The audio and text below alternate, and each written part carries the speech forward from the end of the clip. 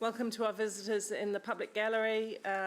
Good to have you with us today on this pretty monumental day for change in local government. Morena Tama. Tame, would you please do our karakia? Thank you.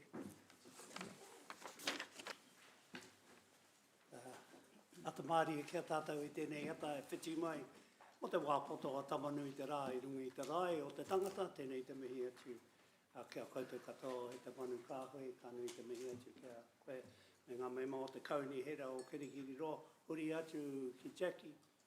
Ko koe me tō tīma, ka nui te mihi atu kia koutou hoki.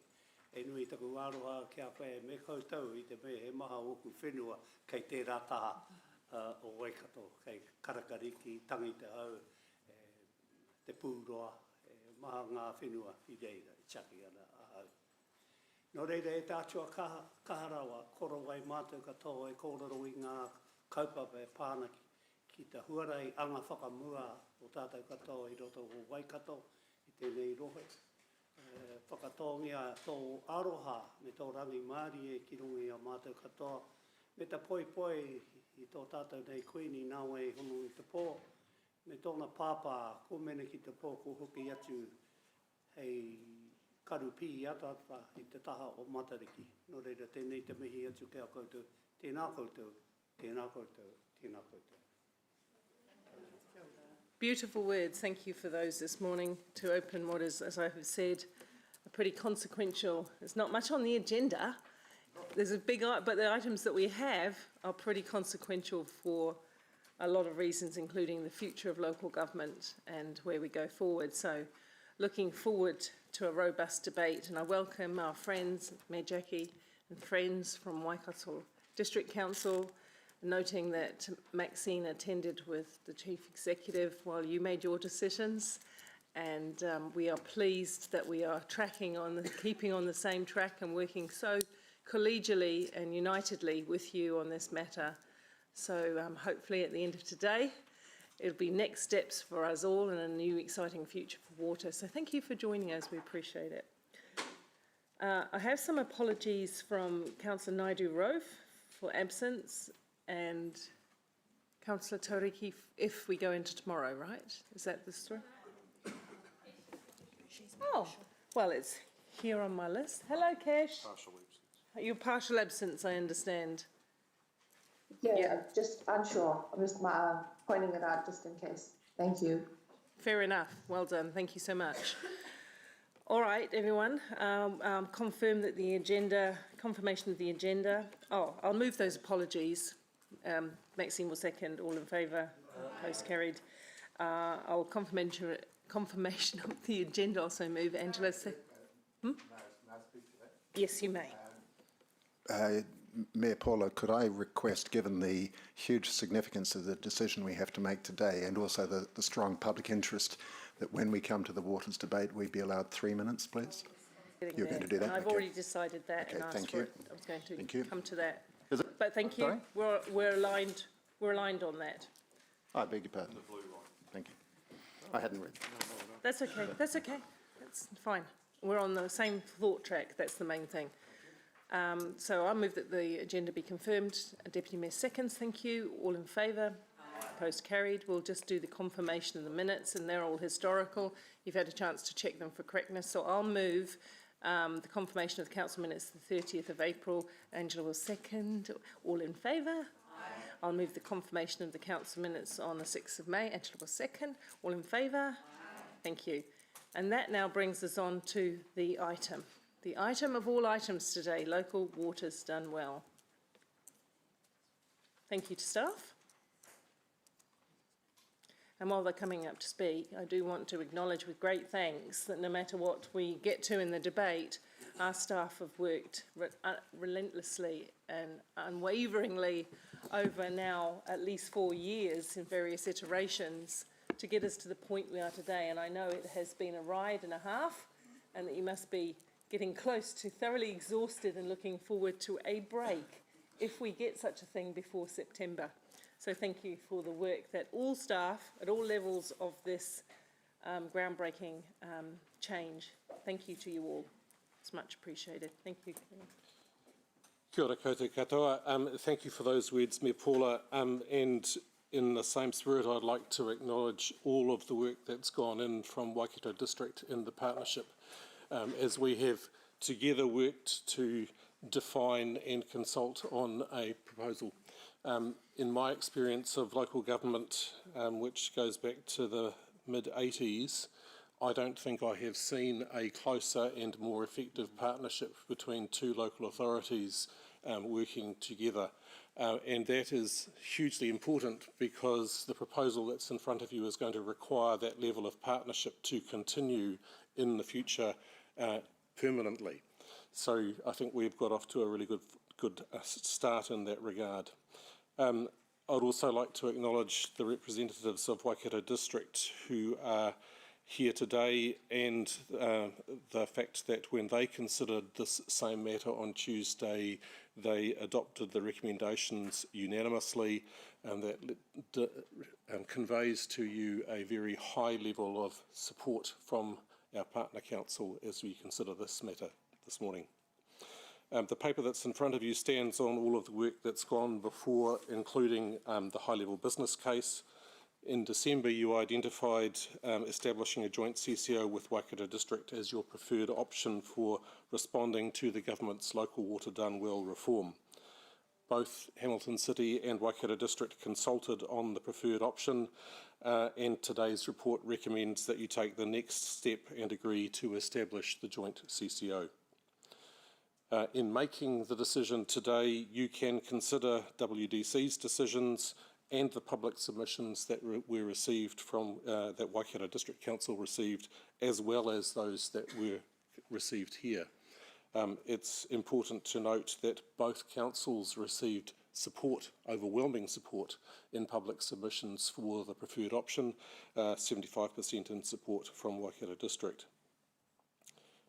Today's decision is significant because it involves the transfer of public assets worth over $1.3 billion, so this is not a decision that can be made lightly.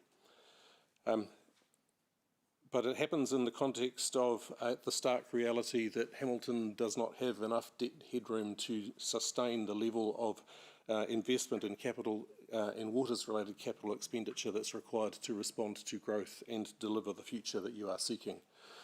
And it also happens in the context, in the national context, where the government is requiring change in the way that waters are delivered.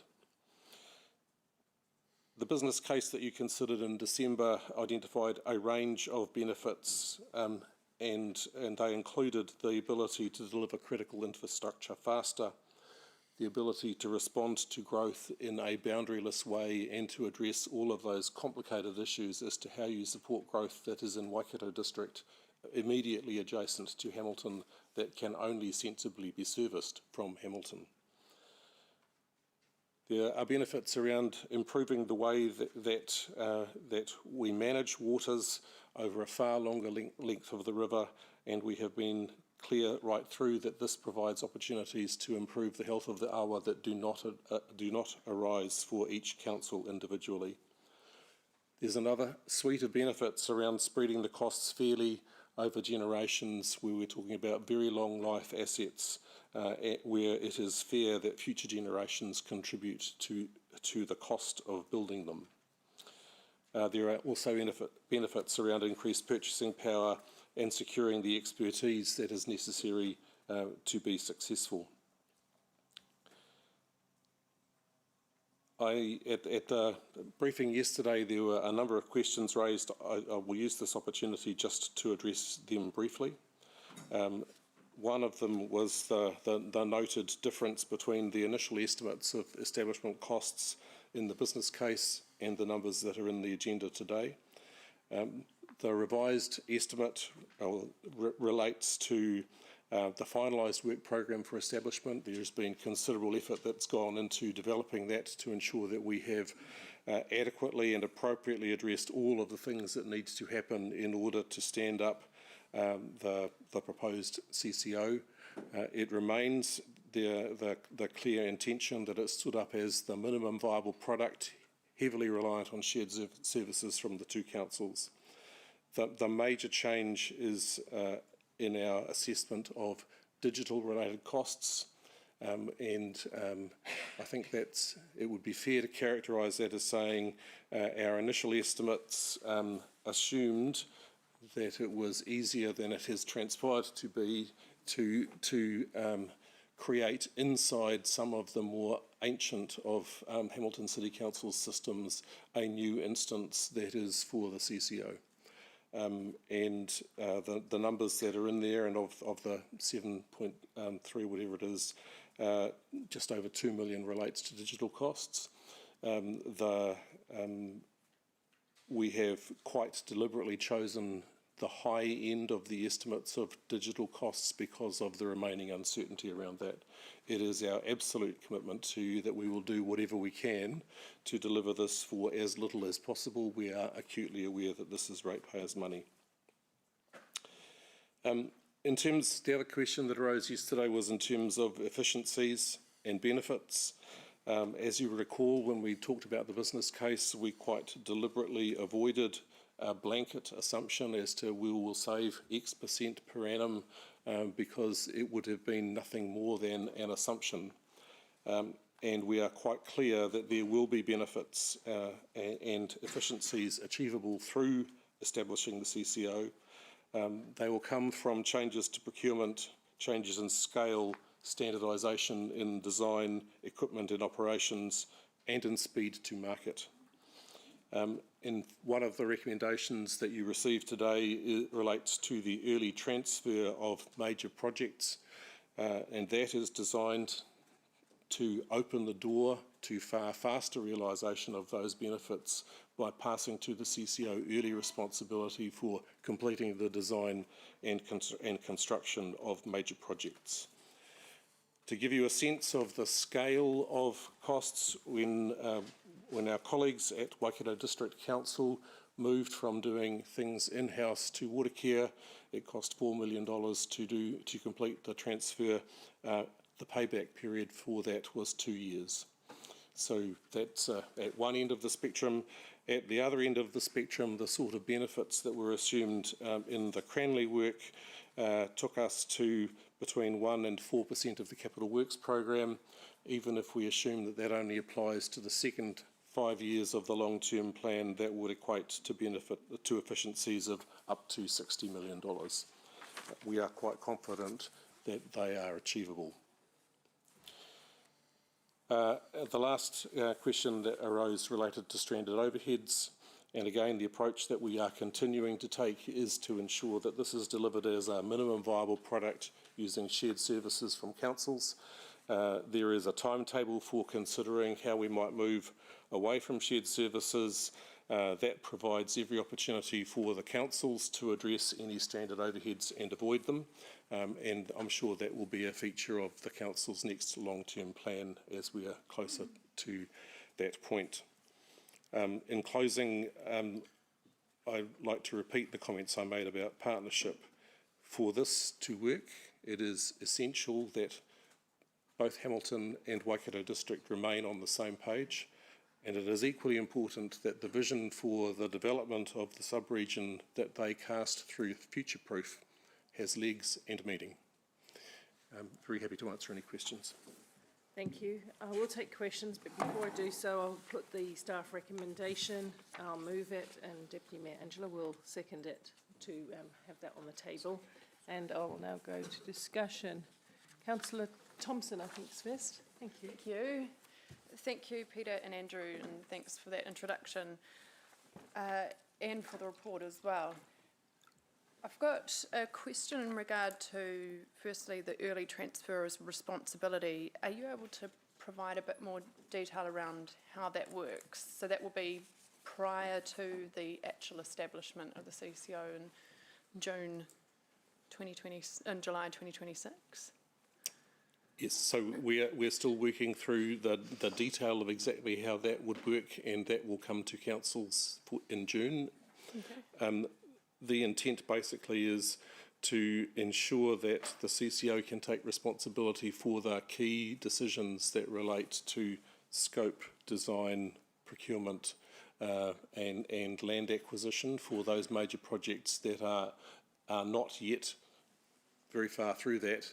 And to give you an example, it provides the opportunity for the CCO to immediately pick up the questions of how we integrate the future development of plant and servicing at Ngaruawahia, join that to the proposed private plan change and the upgrade of Puketi. So it's all geared around how we take full advantage of the scope of the CCO as quickly as possible. It is not proposed that we transfer additional staff, rather that we create a range of delegations that would enable the CCO to act on behalf of the council with respect to those projects. Before 1 July 2026? Yes. Yeah. So that would essentially be us delegating some decision-making to the establishment board prior to that? Yep. Okay. And relating to projects that will have a profound effect not only on the sub-region, but on the future financial position of the CCO. Okay, thank you for that clarification. Peter, you also mentioned 60 million in savings in CapEx. Can you clarify that as well? So it was a comment made by way of example. So Yeah. if you the way that potential efficiencies were dealt with when Cranley did their business case was to assume a percentage savings across the capital works program, amongst other things. Yeah. So if we were able to achieve a 4% saving across the capital works program for the second half of this period, that would equate to around $60 million. Right. Yeah, that is quite simply an assumption. Yeah. In preparing the business case, we avoided making a blanket assumption because we had not done the detailed work of exactly how we would get there. But that gives you a flavour for the sort of benefits that we should expect. Okay, thank you. In terms of the cost of establishment, my understanding is, okay, so what, over 2 million of that is for IT systems. That would be something we would need to do regardless, I assume. Well, would that, given that they'd need updating at some point anyway? No. So, for instance, there's a significant cost associated with creating a new instance within the Hamilton finance system that is the separate entity that is the CCO. There are costs associated with creating the new digital environment, email addresses and everything else that go with having a separate entity. There's costs associated with payroll and creating a separate instance. So whilst they all use existing Hamilton City Council systems, Right. These are costs for changes to accommodate having a new thing inside them, which are unavoidable. Right, okay. And in regard to the remainder of this, so there's another 5 million, I mean, it noted some of that will be contractual issues and things. Can you walk us through a little bit more of what that looks like? So if I work through, to create the CCO, one of the things that needs to happen is all existing assets all existing waters-related assets need to be identified and transferred as part of the transfer agreement. All relevant contracts need to be novated from the council to the CCO.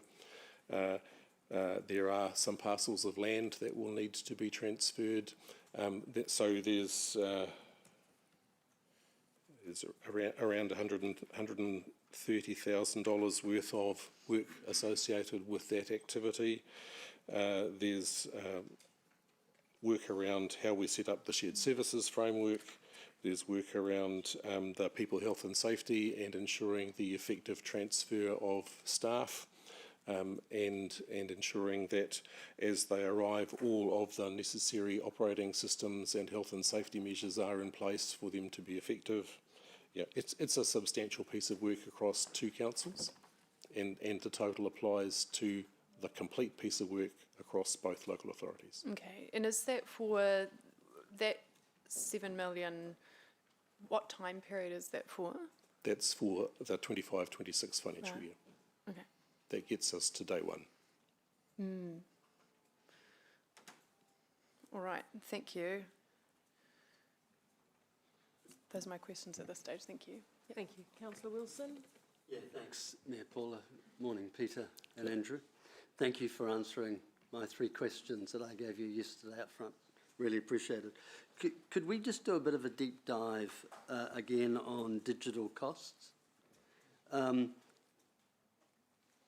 could you confirm that these additional costs are not a result of, they're not a result of Hamilton deciding to do a CCO in conjunction with Waikato Council? Well, the costs include everything that's necessary to create the joint CCO. All right, let me reframe the question. So the original quantum of $6 million odd to the 7.3, we knew we were doing a CCO with Waikato Council at the time we quoted the 6. I'm just trying to confirm whether the cost escalation is more to do the fact that we're doing a deal together with Waikato, or in fact, if it wasn't our own system's inability to manage separately some of the functions that the CCO will require. So there are some areas where we underestimated the costs of doing things jointly, but the major part of the difference relates to digital systems. Okay, that's very helpful. And I think I heard you say the digital systems in this context is emails, accounting system. Could you remind me the other elements? Payroll. Payroll. And equally the asset management system, that is the home of all of the details of all of the assets, needs to be addressed and split out. And there's quite a significant amount of cost associated with that as well. Okay, understood. So when the 6 million was originally projected, did we miss any of those components, or did we just, as I think you've said, we just underestimated the reality of the costs? Yeah, it was a very initial and high-level assessment that underestimated the costs. Okay, thank you. Could we turn our mind now to the issue of potential savings? You and I have spoken in the past about a other project where we nearly did a water deal with another council. And one of your lines to me was, we left an incredible amount of money and you actually gave the quantum on the table by not pursuing this particular opportunity. Can you remind me what that quantum was? So Cranley estimated the benefits of the 3 councils CCO that owned assets at $400 million. Right, excellent. 400 million, that sounds a lovely figure. Today you've quoted a figure of potentially of savings of up to 60 million. You gave an example. As we're being asked to commit to this project, could you have another look and give a broader projection over, say, the first 20 years of a CCO in where you believe the savings could land? Having learnt from the 400 million you felt we left on the table by not doing the other opportunity, I'm just really trying to test what the savings could be for the ratepayer. So, a little bit complicated, because at the same time as we're endeavouring to drive savings, we're also endeavouring to dramatically increase the size of the capital investment. Yep. So it's my strong sense that any savings that the CCO is able to generate will need to support the higher capital investment program. Mm-hmm. And you know, that's $350 odd million worth of additional capex that we're trying to do at the front end of the period. So this is not going to result in lower charges to consumers in the short term. It may well do in the longer term, but we have a significant amount of investment that needs to happen to respond to growth and to deal with the existing challenges inside, in particular, the wastewater system. Right. So now reflecting back on the 400 odd million that the Cranley report indicated, did that not envisage the need to spend a huge amount of money of infrastructure and cost? My recollection of the Cranley report was they were comparing the same capital program across a number of different modes of different structural options, and the 400 million was the difference in the cost structure between the business as usual approach and the proposed CCO. Yeah, I've got a couple more, thanks, Mayor Paul. You quoted a figure of, I think in your early preamble, that we're moving 1.3 billion worth of assets, correct? In light of, is that figure including the value pre or post the revaluation we've just had that we're putting aside? That's a number that came from the last annual report that I was looking at yesterday. Right, excellent. So does that include or exclude? That's prior to any revaluation. Right. So in light of the valuations, what's the actual value of the assets we're moving? I'll need to turn to Andrew or Gary for that. Councillor Lewis, Yeah. Hi. my comment, which I think I've raised to members previously, is based on the current valuation draft that we've received, the outcomes are different than what we would have expected, even with the new guidelines of 2025, by a magnitude of over 3. Over 3. The importance of getting that valuation correct, both for the CCO and to ensure that the council can make appropriate strategic decisions on how to fund those assets, many of which won't be replaced for 50 to 100 years, identifies the need to get it right and to make sure that we don't end up charging this community twice for the use of those assets. There is, I believe, other than impacting on the valuation of equity, there is not a significant risk in the valuation changing the direction of financial performance of the CCO. Thank you for the explanation. And there's another agenda item later on in the agenda that I'll have some more questions. But I just want to be really clear, because as the Mayor has pointed out, the question is, in light of the magnitude of the decision we're being asked to make today, I just want clarity. So it's not 1.3 billion of assets we're transferring. I think you said we need to magnify that by 3. Is that what you said? I don't need the explanation of why you feel that the information is not right. I'm just trying to pin down what you mean by a multiplier of 3, so I've not misunderstood you. So are you in fact saying it's over 3 billion of assets we're transferring? No, the change in value since the previous valuation, which we would have expected to have come in across all 3 classes of water assets, would have been in the vicinity of 40%. Right. So I add 40% to the 1.3 billion. We have already provided for some of that in the way that we have added assets in the past 3 years since the previous revaluation. So identifying the exact number will take a little bit of time. Let's come back to that. So Questions if it's not satisfied. sure. So just for clarity, you will be able to give that to us before we have to put this to debate? We'll make sure you get the answer to the question, or that everybody's on the same level of understanding.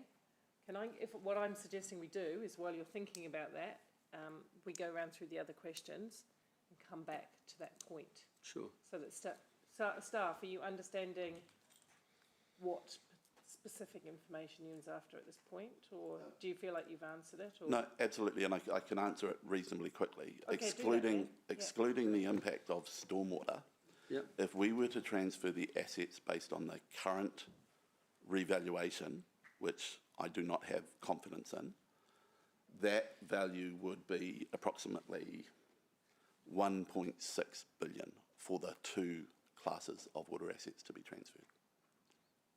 So rather than 1.3, it's 1.6. Yes. Okay, I've got some, I'll come, yeah, I'm happy to come back for further. Madam Chair, may I just add to that? Sure. That the process from here is that the final valuation of the assets to be transferred will be the subject of a piece of work to ensure that between now and 30 June next year, the assets of both councils are valued on exactly the same basis and the valuation is agreed. So part of the establishment costs includes work to complete that valuation and an independent assessment to ensure that both councils are treated fairly in terms of the value and the nature of the assets that are being transferred to the CCO, and that will be reflected in the final transfer agreement, which you will need to sign off in June of next year. So, Mayor Pora, I'm happy to come back. I have a whole series of questions on that, but I'll wait for the second round. You're going to save that for the annual plan? No. For the second round of questions? Second round of If you questions. can consolidate the questions into the three or four broad, most important questions, because we need to We ask. wouldn't want to rush this, No, Mayor we Paul. wouldn't want to rush. And We're the not good rushing. the good news is we've got a reserve day. You wouldn't Yeah. want to erode democracy, Yes, let's would not you? do that right now as well, so thank Excellent. you. I'm looking forward to the questions. Councillor Casey Cox. Thank you. So just in terms of the valuation work, did you suggest that would be that's part now of the 7.3 Yes, it is. million? Okay, and it's work we would have had to do anyway. Well, Waikato District's on an annual revaluation cycle, which they do anyway, and yes, Hamilton needs to complete its valuation. The additional work relates to ensuring that they are done on the same basis, so that we resolve any methodological differences in valuation between the two councils before we complete the transaction. Okay, thank you. And just in terms of the enhanced capital program, my understanding is that is not set in stone because it will be altered depending on the information we're gathering around wastewater constraints and also the revaluation. Is that correct? So the enhanced the actual program of capital works that's developed and delivered over time will change. It will need to change in response to council expectations. It will need to change in response to development proposals and the level of growth. And the first version of that will be the water services strategy that the CCO will need to produce to set charges for the 26-27 financial year. Right, so thank you. Okay, thank you. Councillor Pike. Thank you, Mayor. Look, given that the Hamilton ratepayers will essentially be underwriting this debt for the establishment's costs, just for transparency, can you please confirm what the plan would be should Waikato default from their repayment? So one of the provisions that's in the draft shareholder agreement is one that cuts both ways. So that provides that in the event of default, where one of the councils decides not to proceed in June of next year, the full costs of the establishment that have been borne up to that point will fall on the defaulting council, and that cuts both ways. So if Hamilton was to decide not to proceed, then Hamilton wears all the costs. Thank you. And just noting on a different note, the Cranley report on Scotland claims long-term efficiencies of the 52% over savings over 30 years. What happens if these savings don't occur, or if by 10 years we're not looking to achieve this target? What controls do councils have over the monitoring of their spending? So councils will be consulted each year on the budget and the proposed capital works program. It will be consulted in each 3-yearly cycle on the the proposed water services strategy. It has the opportunity through the statement of expectations to set clear expectations as to what the CCO will deliver through the shareholders forum. It will have regular opportunities to receive reports on progress and oversight, and ultimately the key mechanism for control and influence is through the appointment of directors and removal as necessary. So there's a range of tools in the toolkit, and the other key way of exercising influence is through the future-proof strategy, which is the cornerstone for how expectations around responding to growth would be established for the CCO. And similarly, given the updated establishment costs that have increased in this report, those measures or tools will also be available to councils for the establishment board to ensure that the costs don't continue to balloon in that scale? So the establishment board will have to operate within the budget that is defined. It will, and again, the shareholder agreement provides for Hamilton to take out a loan and draw down money to make available, but it's up to the maximum that is the agreed budget. It won't have access to any other money, so it's going to have to live within the budget. So that figure will not continue to rise. Thank you. That's It's a fairly blunt control mechanism. Yeah. Thank you. Thank you. Deputy Mayor. Thanks. Thank you, Mayor Southgate. Few questions, because part of today, well, this report anyway is about deliberating on our submissions. So my questions are going to be on what submitters raised. In terms of the financial plan for the CCO, there are quite a few submissions that talked about the high costs. How confident are you that the numbers that we have been given and that some members are concerned about, as am I, are absolutely accurate? The establishment costs are a budget, and it includes a contingency. It is our best estimate of that at this time, and as I've just explained, it creates the maximum that can be spent. And between, there's quite a lot of delegation going to the establishment panel. Between now and 1 July next year, how confident are you that no one will be coming back to either council and requesting an increase in that budget?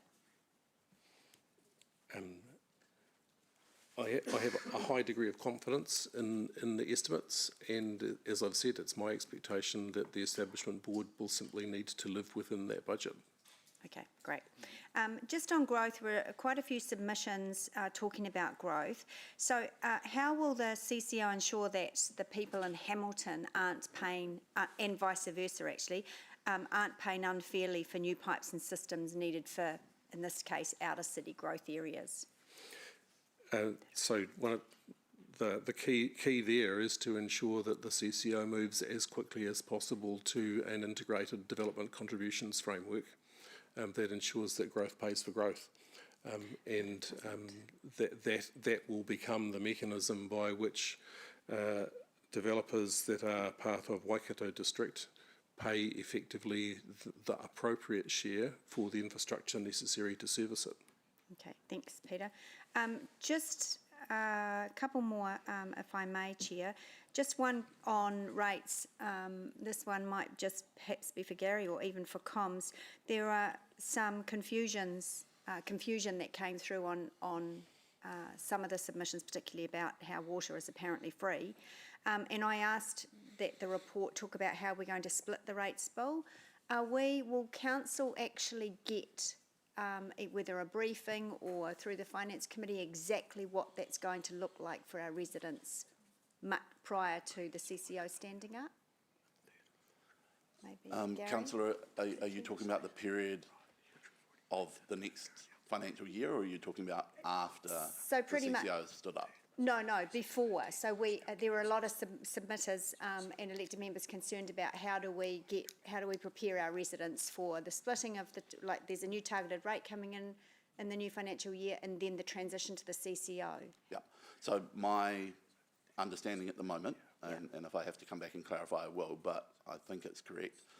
Essentially, at present, the funding of the waters activity groups is predominantly through general rates, which is identified on the rates bill. They will now be identified as targeted rates, and it will specify an amount or a rate based on the capital value of the ratepayer's property.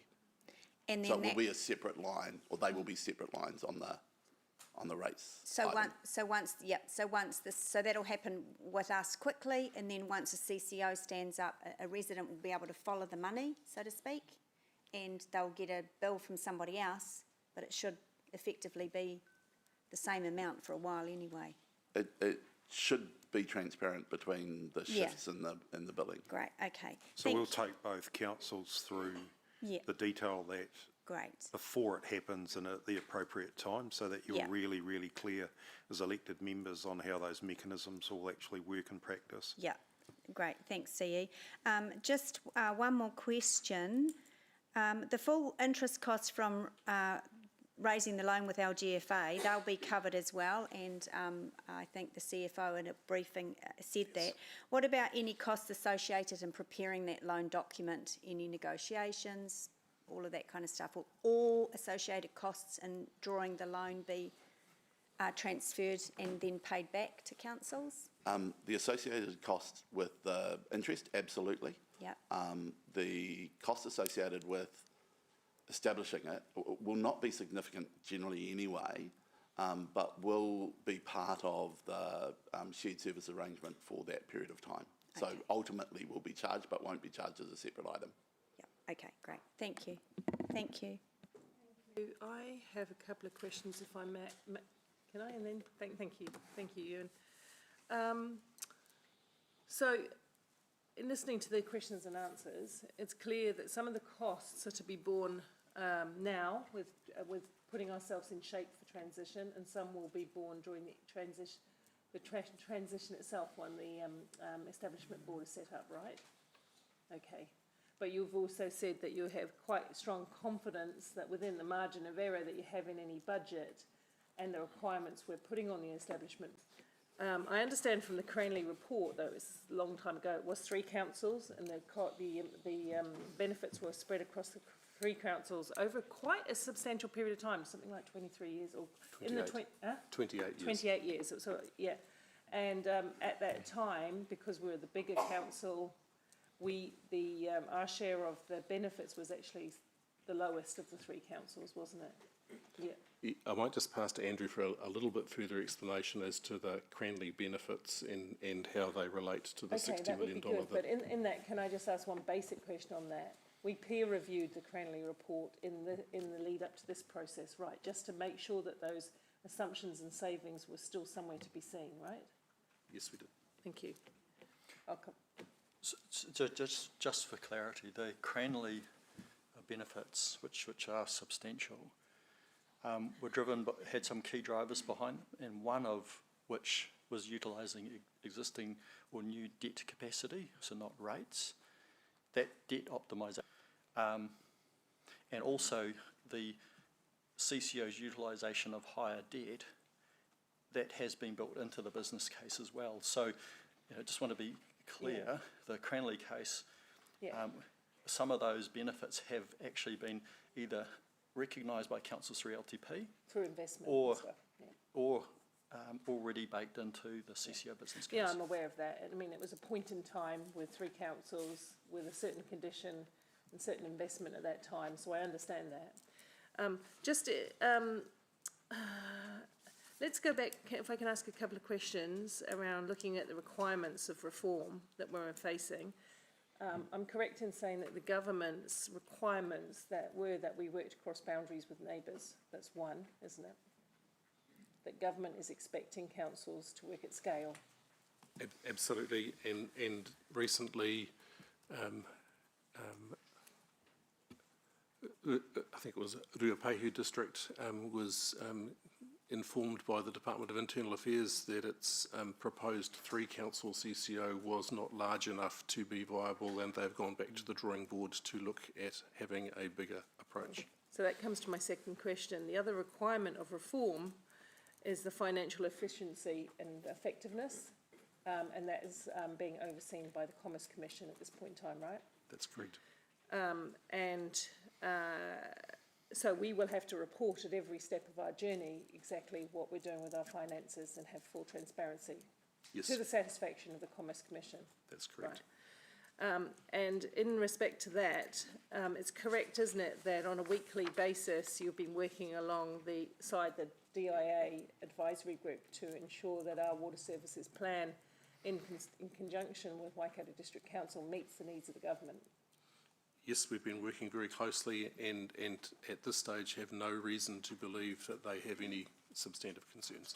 So you have confidence that we are setting up our CCO in a way that government will be content with? Yes. Thank you. One of the drivers of reform, am I correct in saying, has been the historic, not talking about this council exclusively or any other, but it has been to do with the historic underinvestment in water, significant water assets? Yes, the government's identified that as a significant national problem, and the whole Local Water Done Well initiative is designed to address that. And the government is also seeking through that, aren't they, that we address that capital expenditure going forward, that we do tackle growth? Yes, one of the requirements of the Water Services Delivery Plan is to demonstrate how the proposed approach to the delivery of water services responds to growth, and there are 3 legs to financial sustainability, one of which is adequately responding to growth. That's correct, thank you. And in terms of, you said a statement when the costs, quite rightly, councillors are asking a question around costs because the public are interested in the costs and the savings. That's what they want to know most. You said, I think, we are going to invest more. We are going to find some savings, but we are going to invest more. We're going to build some more capital assets. Who's the royal we you're talking about there? Is it the new CCO when it's in place? I think the royal we is the 2 councils and the CCO. Okay. And equally important to recognise that in responding to growth, it's not just water infrastructure that needs to be delivered. Both councils will also need to ensure that they can make the necessary investments in roading and in the other community infrastructure that needs to go with it as part of the whole integrated approach. Right. And just coming back to local input and control, how the local communities continue to have their say on their place, which is something important to Waikato District and ourselves. In respect to that royal we and investing, the councils as joint shareholders in this proposed arrangement will have adequate opportunities, and within the statement of intent and within regular reporting, to shape levels of investment to make sure they give effect to what the councils need. Is that right? That is my view. You will see that reflected in the shareholder agreement and constitution that comes to you in June. It's certainly reflected in the current draft of the statement of expectations.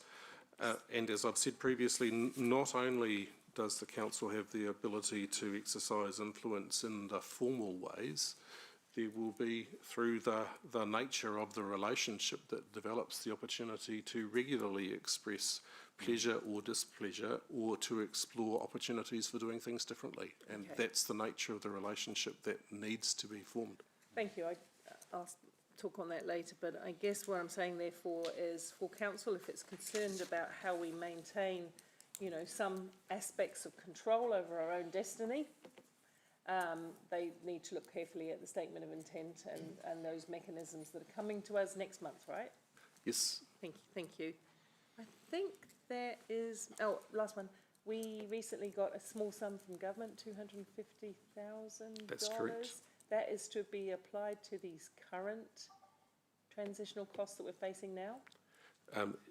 It will be applied to those, although at this stage we may well end up with expenditure less than budget for the current financial year, and we will need to then address how that 250,000 is used to offset the $7.3 million next year. Right, so it could be used in that way.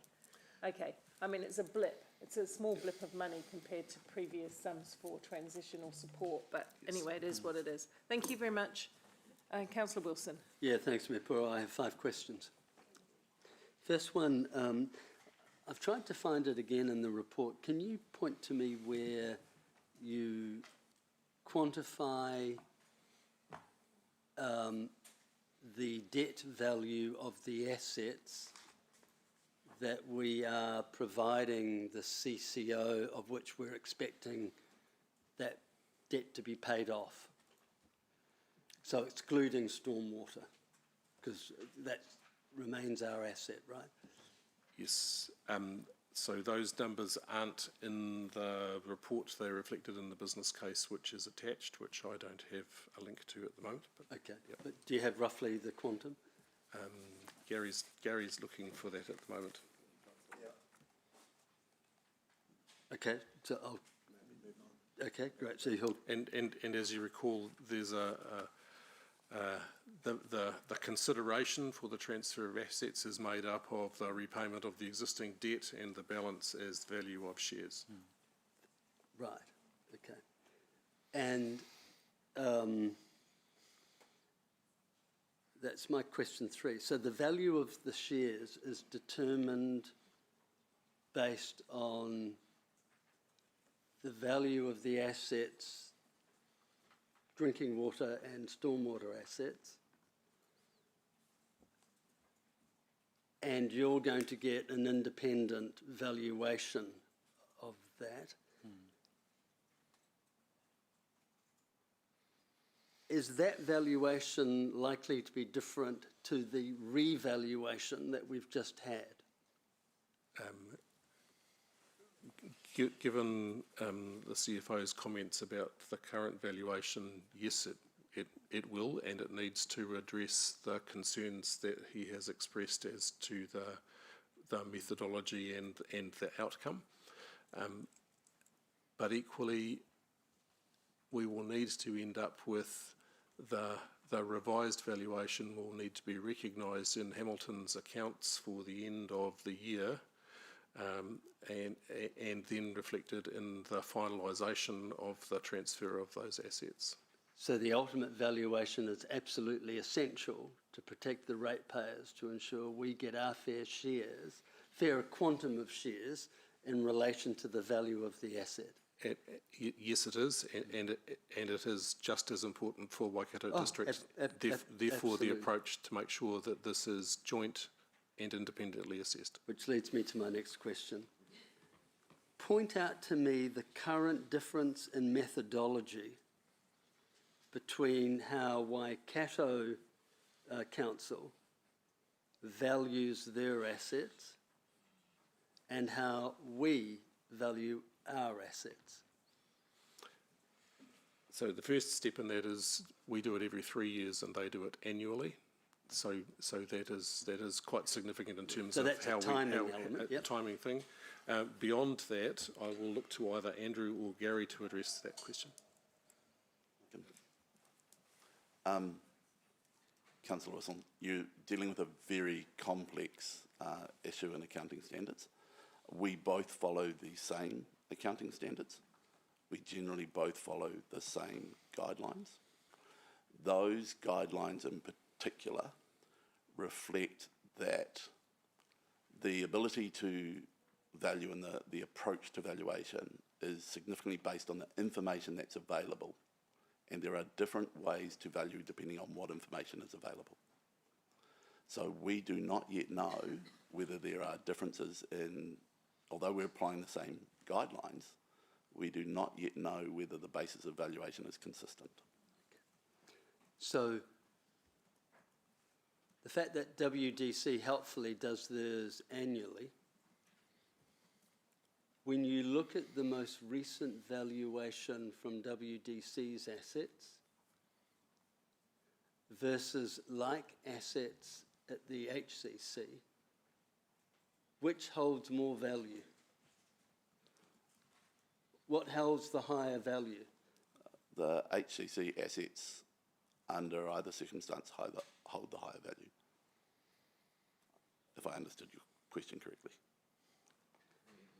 Yeah, we have more assets. So we are still currently anticipating that the equity would be in the vicinity of 70-30 if, when we do the valuation standardisation approach, we establish that Hamilton City Council's assets need to move in line with the recent draft valuation, which again I state I do not have confidence in, and Waikato's don't change at all, then that would impact the 70-30 split. Thank you. That was a very helpful answer. It wasn't quite, my question I asked was poorly framed, but if I was to take a WDC pipe of the same length and diameter with an HCC pipe, the same length and diameter, in theory, are you telling me that the current revaluation would be the same? No, I cannot neither confirm nor deny that. What we are trying to do is ensure where those assets are transferred to the CCO, subject to the remaining useful life of those assets as well, that they are valued consistently the same between each entity's asset. Okay, thank you. Peter, you said that in the Cranley report it was over a 28-year period and that helped identify the broader elements of value. Why haven't you put together an analysis over a 28-year period of the likely savings for the ratepayers? As was discussed when you received the business case in December, our focus was on the initial 9-year period, or the balance of the 9 years of the council's long-term plans, and we simply adopted the approach of reviewing the Cranley report and others to confirm that there were opportunities to achieve savings of that level without going through the complete revenue optimisation and harmonisation piece of work that would be required to reliably forecast specific savings. So it was a conscious decision to say we have satisfied ourselves that there is opportunity to realise benefits of that nature and of that scale. We did not think it was worthwhile at that point spending the considerable amount of work that would have been required to fully optimise the capital works program and everything else to get to those numbers. And that work will be done as part of the water services strategy in the 25-26 year. Final question from me. With the annual letter of expectation, having experience with the airport where frequently the airport acts in a way that doesn't reflect the letter of expectation, what confidence should Hamilton ratepayers have that its shareholder, as in HCC, will have any ability really to control this beast once it's up and running?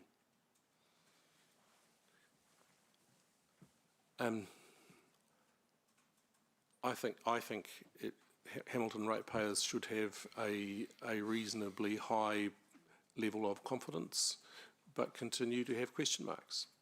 I mean, ultimately, the performance of any council-controlled organisation depends on the calibre of the board that is appointed and the way in which they work, and the nature of the relationship that it is able to establish with successive democratically elected councils. CCOs can fall over either because they have not responded to a change in the balance of a council and its political direction, or because they failed to meet the expectations of their shareholders. It will be incumbent on all future councils to do their piece to make sure that this is a successful relationship. but would you acknowledge that one of the challenges in this current strategy is one council doesn't actually hold the directional sway, right? Because the way the current recommendation is structured,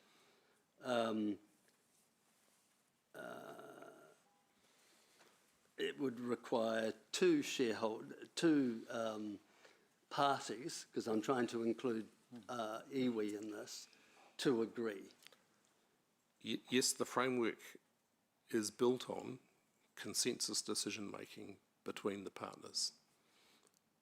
And in my mind, that goes to the heart of the very complicated challenges that both Waikato District and Hamilton City face, dealing with and responding to growth that is in Waikato District but can only be serviced from Hamilton.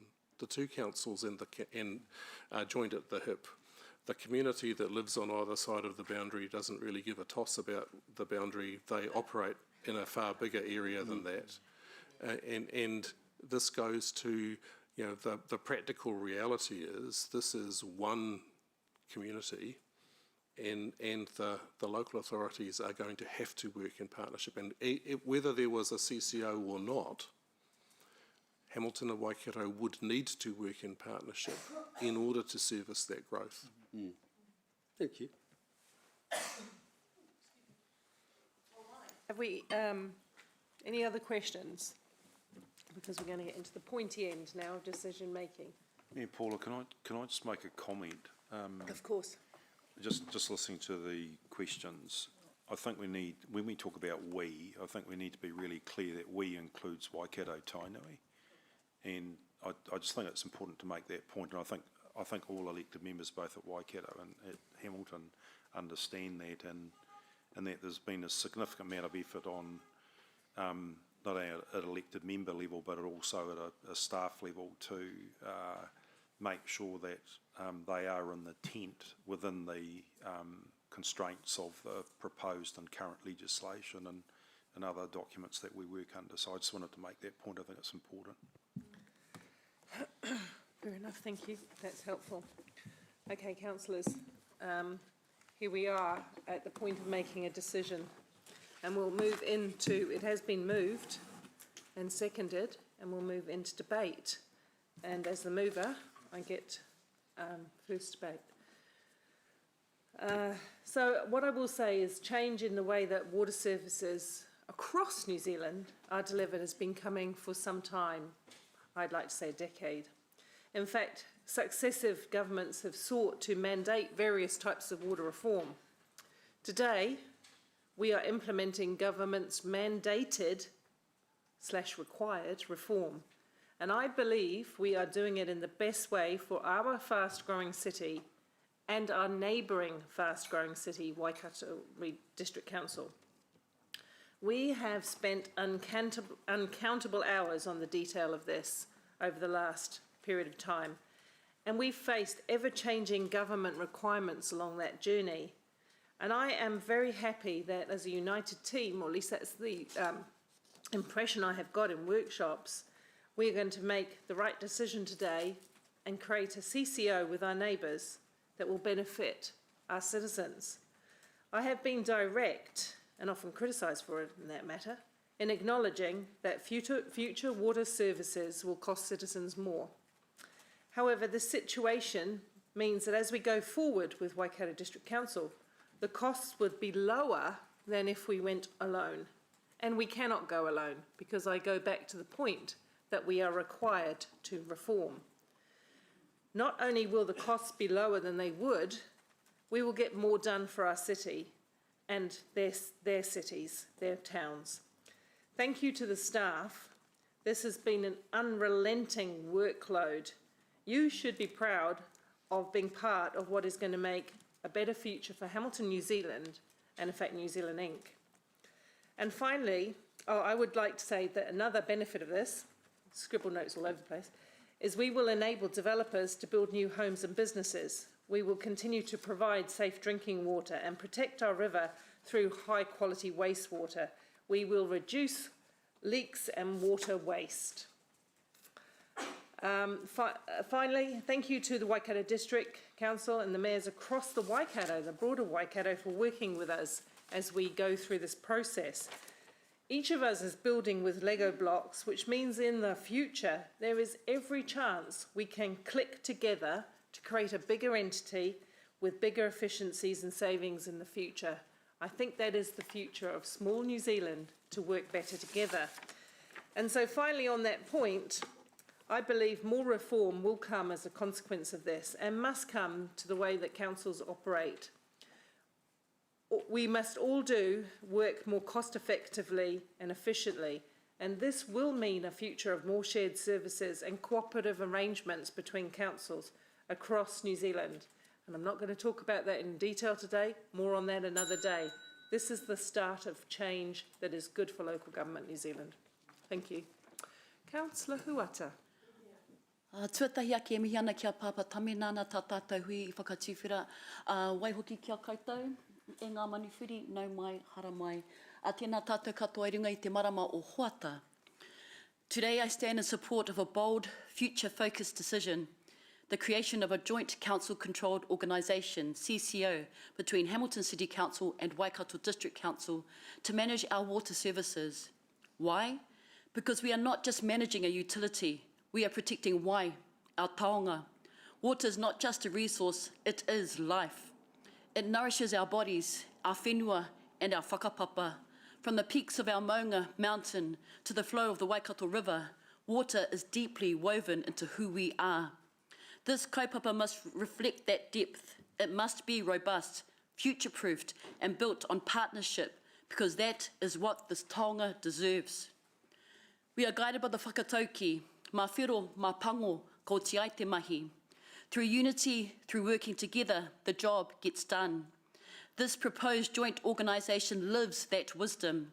It enables us to pool our strengths, our expertise, our infrastructure and investment to deliver smarter, more coordinated and more sustainable outcomes.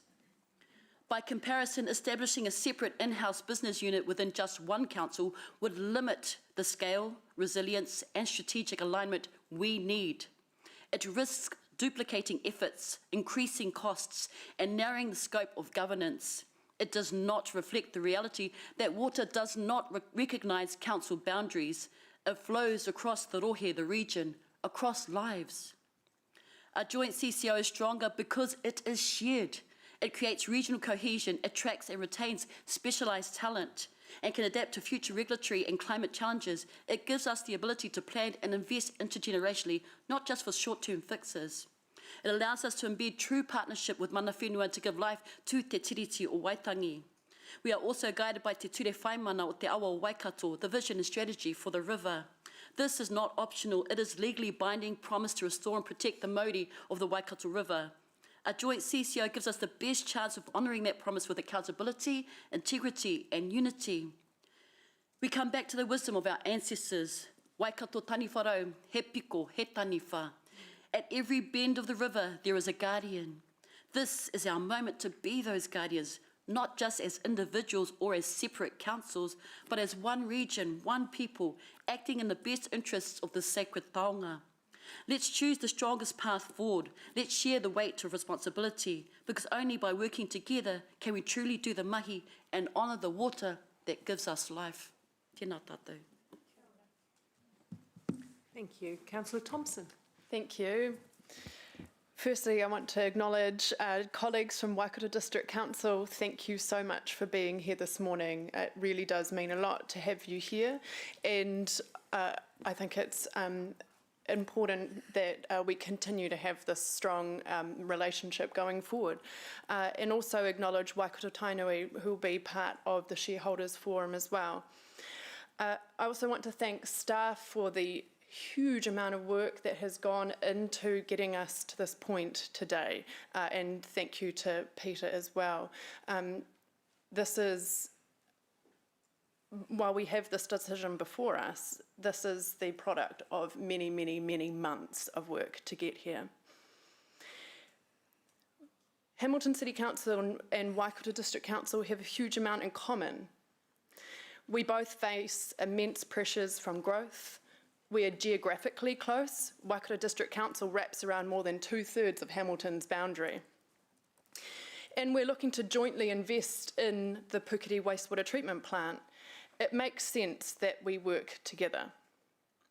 Today is an incredibly significant decision for Hamilton Kirikiriroa. It's a watershed moment, transferring a huge amount of our infrastructure into a CCO.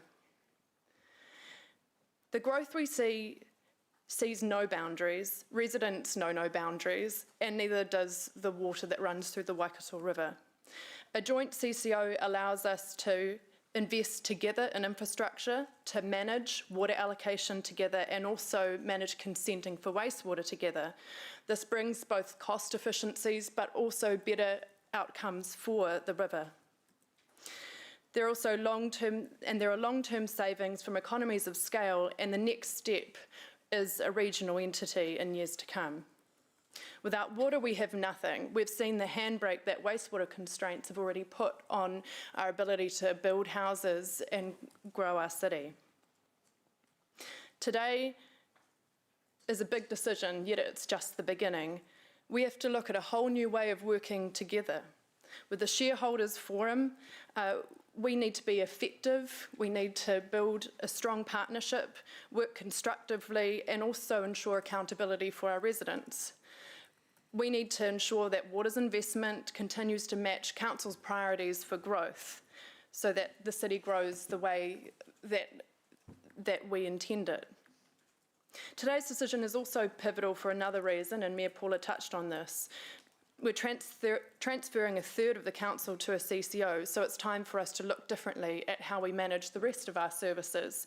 We must look at how we work together. There are so many opportunities, whether it's joint IT systems, joint human resources, joint payroll systems.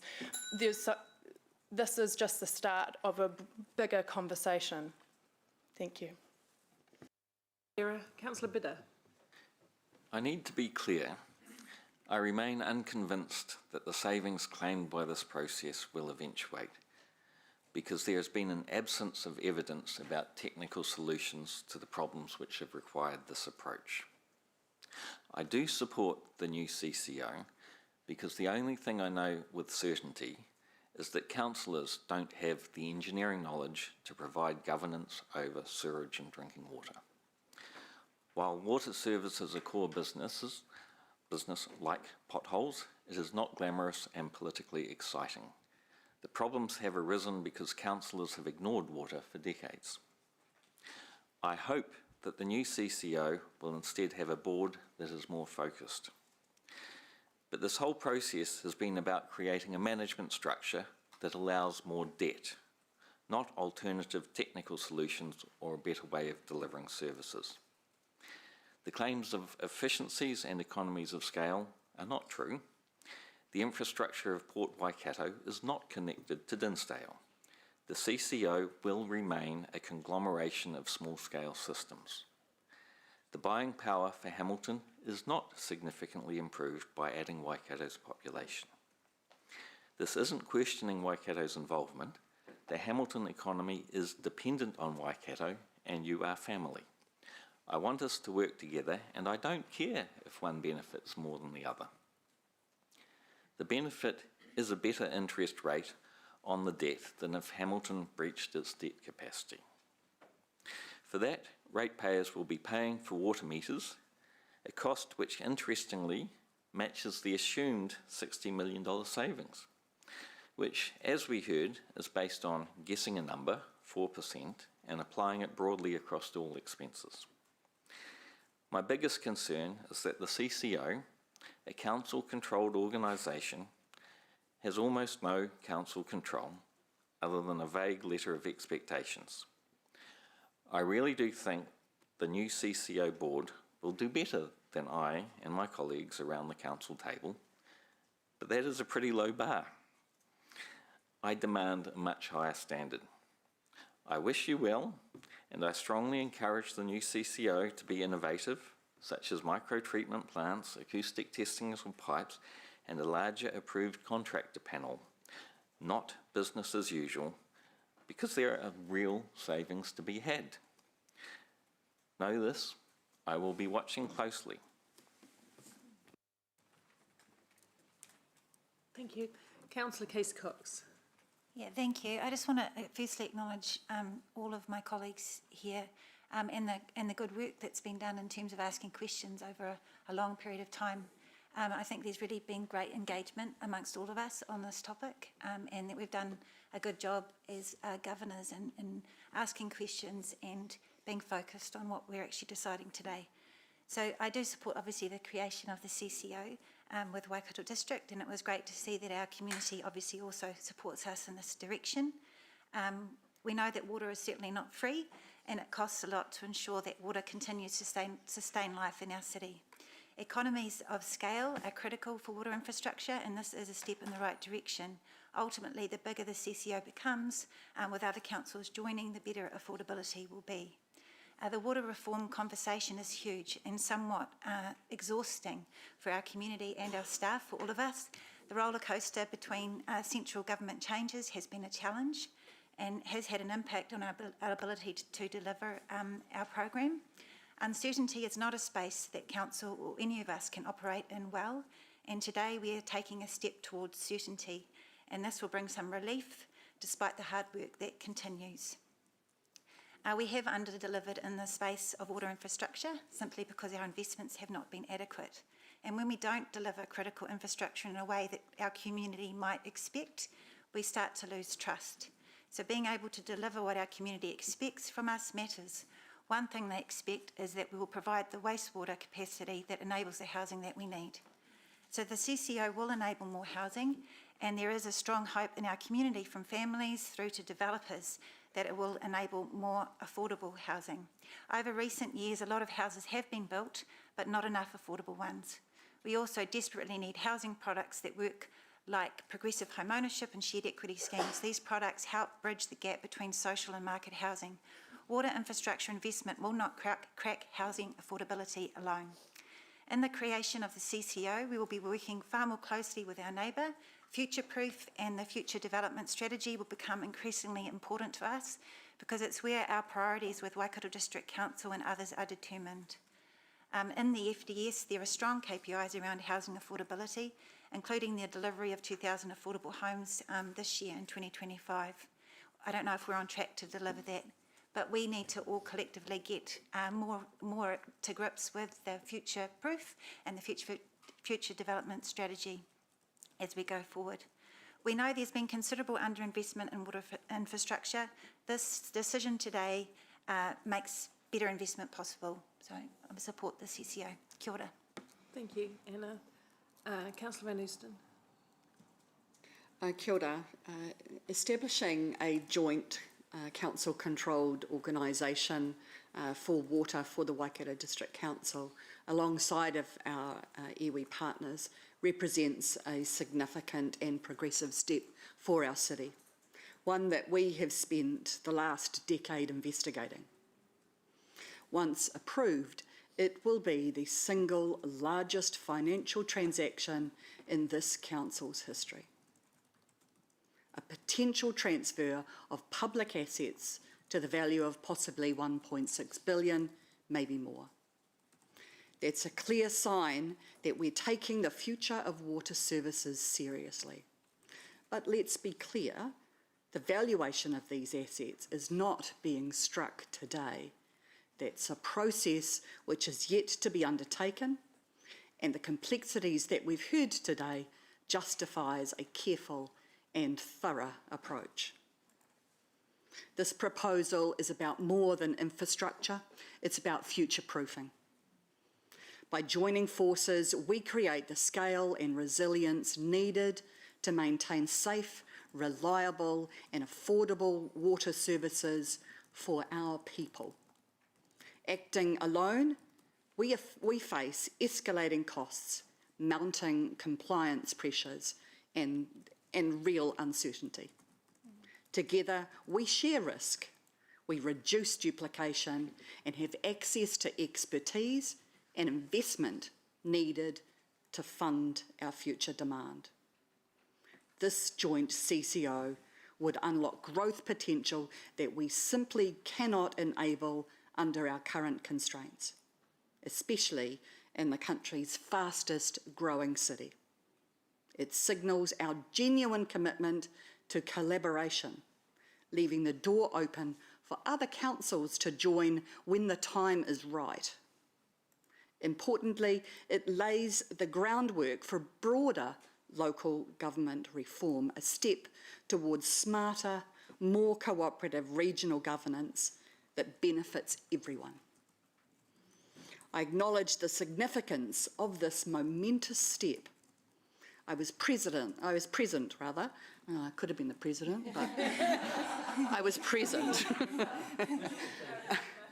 I was present at the Waikato District Council's meeting on Tuesday this week. It was a strong reminder of how much we can achieve when councils work together with a shared vision. And I'm delighted to see your delegates here today joining us, Mayor Jackie. This is our opportunity to lead, not just protect what we have, but to build something stronger for the future alongside all of our partners, including Waikato Tainui. I'll be voting in favour of Mayor Paula's motion. Kia ora. Thank you, Mayor Paula. Today marks a major step in a long process that's involved considerable time and effort by Peter, Andrew and their teams, and those with whom they've worked in Waikato District, and I join others in thanking them for that. It has been a daunting challenge and not a decision that can be made lightly, as Peter Winder noted earlier, but it needs to be made. At a time of considerable strain on household and business budgets and high multi-year rates increases, our ratepayers will have been disappointed to read yesterday's front page article in the Waikato Times indicating that the cost of establishing our CCO will now be 20% higher than earlier predicted. And they may be concerned about more uncertainty highlighted in answers to some of the questions raised this morning. To state the obvious, that underlines the need to continue striving for maximum efficiency and sound business practice at every stage of the transition to the new CCO. And as has been noted, the Establishment Board must live within its budget. It's also important, given that the expected savings to be derived from our new waters arrangements won't be realised for several years while the new entity deals with some significant establishment costs, including the switch to volumetric charging across Hamilton, improvements to digital technologies and related essential capital investment. The consultation period revealed that there are still quite a number of people who mistakenly believe that they are not paying for our current waters arrangements. So it's worth noting again that the waters usually accounts for about 1/3 of our current rates demands. And those who are low, moderate and average consumers can expect to achieve savings in years to come when our water consumption is fully metered, as has been borne out by in other local government areas and overseas where meters are already the norm. The water we often take for granted in our homes and businesses is not and never has been free. While we will in future receive a separate waters invoice, just as we do for our electricity and gas consumption, these water charges will not be in addition to our existing rates, and over time it is likely that many households will pay less for their water consumption in real terms than they do currently. I do believe that international evidence and experience supports the business case and the assumptions underpinning the recommendation to establish our CCO with Waikato District, and I am encouraged that 3/4 of those who submitted across both Hamilton City and Waikato District during our consultation periods reached the same conclusion. I remain optimistic that in due course other councils in our wider region may opt to join our model to secure even greater scale, efficiencies and boundaryless investments in future water services and infrastructure. But that's not on the table today. Submitters highlighted that existing and emerging technologies and methods such as microsystems offer hope for further innovation, efficiency and sustainability in our waters management. We have rightly been assured that the statement of expectations that both councils will convey to our CCO will require such approaches. I look forward to future reports of exciting and encouraging developments in these areas, so I remain in support of the recommendation before us today, and I believe that this is a decision in the best interests of those whom we have been elected to serve. Councillor Taylor. Yeah, thanks, Mayor Southgate. I'll be supporting this today, and I want to acknowledge our colleagues from Waikato District. And I also want to note that this is a big moment for many of our own staff who will find themselves working for a new organisation as a result of what is decided today. But the rules of the game have changed, and we're responding to that. The government's urgency on waters is reflected in the very short time frame that this council has had to respond, and I think it's huge credit to our staff and management and our consultant Peter Winder that we've done so, because not everyone has. When it comes to water and sewerage, you can't do it alone anymore. The figures don't stack up. The costs of new water and sewerage infrastructure, especially in growing areas, can't be borne by single councils. You have to combine forces. And if you don't, if you continue to try to navigate your own direction, you'll have less ability to borrow, and you'll end up charging residents more, even if you don't want to. I mean, ultimately, the Commerce Commission will force your hand anyway, and you're going to expose your residents to greater costs. And we need more houses. We're not building them fast enough. The environment is too difficult, too complex, too expensive, and the government is trying to unpick it. And one of the ways they're trying to do that is by ignoring local government boundaries. And I would say it's about time. We've got fast track, a whole lot of developments taking place outside the city boundaries, whether we want it or not. Whether we're ready for it or not, they're happening. We have to be ignoring local government boundaries as well. We have to find a way of working together, ignoring those boundaries to enable the growth that we need, which is why I support the CCO with Waikato District. Look, it's not perfect. I think to get the greatest gains, Waipa should be involved. I ultimately think they probably will at some point. They'll, with their tail between their legs, they'll come along, but they're not there at the moment. Doesn't mean that there aren't concerns about this. I'm concerned about the responsiveness of a CCO to our residents, who we represent after all. I worry about being beholden to an outside organisation that may not see and react to priorities that we think are big. And it doesn't get much more important than water and sewage, does it? So it's got to work. So there's going to be a need to be a lot of work done to ensure the relationship between Hamilton and Waikato and the CCO is functional and effective. Continuing work. But the imperative to form the CCO is still there, and I support it. I've made a lot of decisions in 9 years, but this would be one of the ones I'm sure of. Thanks. Thank you, Jeff. Councillor Pike. Thank you, Mayor and Paula. Firstly, I also want to acknowledge Mayor Jackie and our Waikato District Councillor friends, along with Waikato Tainui, for their support and cooperation and trust working through this process, something which I'm sure we'll continue to enjoy as we move through. I also want to thank Peter and Andrew and all the team and staff involved for the incredible amount of work that has led to this. There have been a huge number of workshops and reports that EMs have worked through and challenged right along the way over the years, and there's also been a lot of changes from central government that have caused disruption in the process as well, and it's just led to a huge amount of workload. So I do thank staff and everyone for their contributions to find the best outcome for our Hamilton ratepayers. I, like others, was a little bit surprised that there has been some changes later in the piece on an increase of 20% higher of establishment costs, and also that despite using the same methodology for years, suddenly our valuation is looking to be maybe 40% more than it currently is, and that has rightly been questioned today by councillors, and it doesn't, to be honest, sit 100% comfortably with me, but it's why we must put pressure on the CCO to find efficiencies and savings throughout. Unfortunately, we can't delay this decision due to pressure from central government, and we must make this decision today. And the decision today is a significant moment in time and will determine the future of water services for Kirikiriroa. While this is being directed by central government, it falls on us to make the decisions that safeguard Hamilton's future. Across the country, it has been clear that there's been decades of underinvestment in waters and growing regulatory requirements that have left councils nationwide grappling with how to ensure safe, sustainable and affordable water services.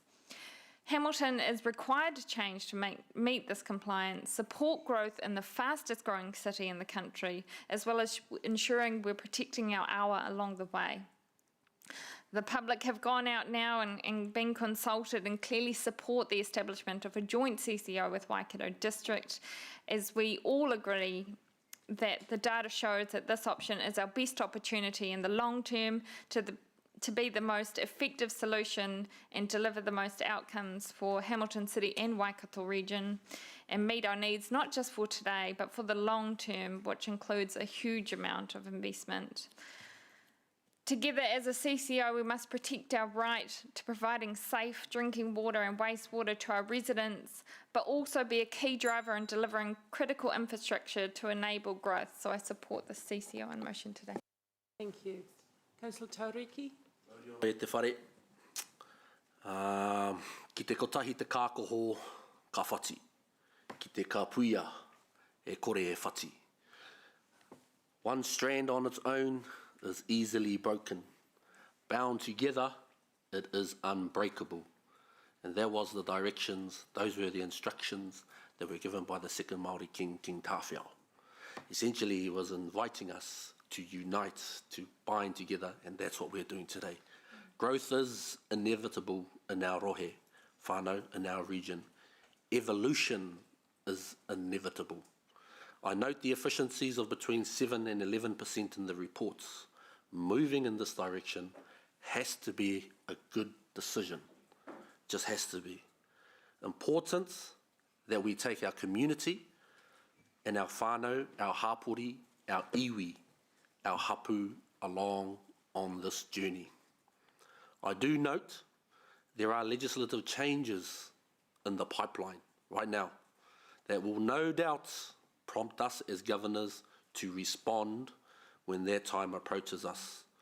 And I hope that any of those changes don't distract us from the job that we have in front of us right now. I remind us all of our obligations. We've all been reminded of our obligations and commitments to restoring the health and well-being of our tupuna awa Waikato. And this process has been a very good reminder of the responsibilities that we all have to te ture whaimana o te awa. And like Councillor Bidder, I too don't care which council or shareholder benefits the most. I care that we are not putting pressure on our communities. I care that we are doing the right things for our communities. Now is a great time to be innovative, and we can start that search now. If it does not already exist in our two councils, let's begin the search now. Therefore, I recognise the impacts that this whole process is going to have on staff. I do. My thoughts, my mind is with them right now. To my colleagues, koutou, te kaunihera arohe o Waikato, tēnā koutou. Thank you for your cooperation. Thank you for working with us. What a great time for us to do what King Tāwhiao asks us to do. Come together. And like my tupuna, Princess Te Puia, she was the ultimate collaborator. She brought lots of people together. Today we come together. And she said, mahia te mahi hei pāinga mo te iwi. Okay, don't talk about it, just get on with the business. And so today we're getting on with the business. Kia ora tātou. Thank you, Moko. Councillor Wilson. Yeah, thanks, Mayor Paula. Look, I want to begin by saying that I support the formation of a joint CCO with the Waikato District Council and with Waikato Tainui as a key third partner. This is a bold and necessary step towards building a more integrated, future-focused region. The challenges and opportunities we face today, from housing, transport and infrastructure to economic development, do not stop at the city boundaries. A joint approach offers potential for smarter planning, more effective delivery and a more united regional voice. I also see real potential in this model to embrace the kind of microsystem thinking that Hamilton City Council has historically been reluctant to adopt.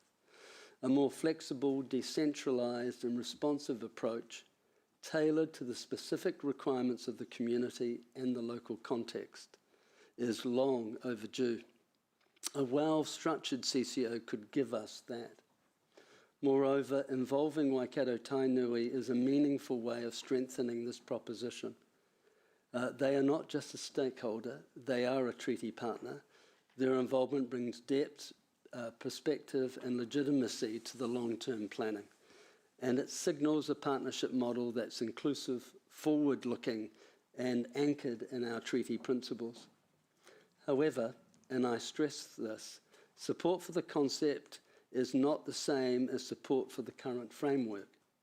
I have serious concerns, particularly around governance and control. The idea that a letter of expectation can effectively steer an organisation of this scale is frankly naive. Letters are helpful, but they are not binding.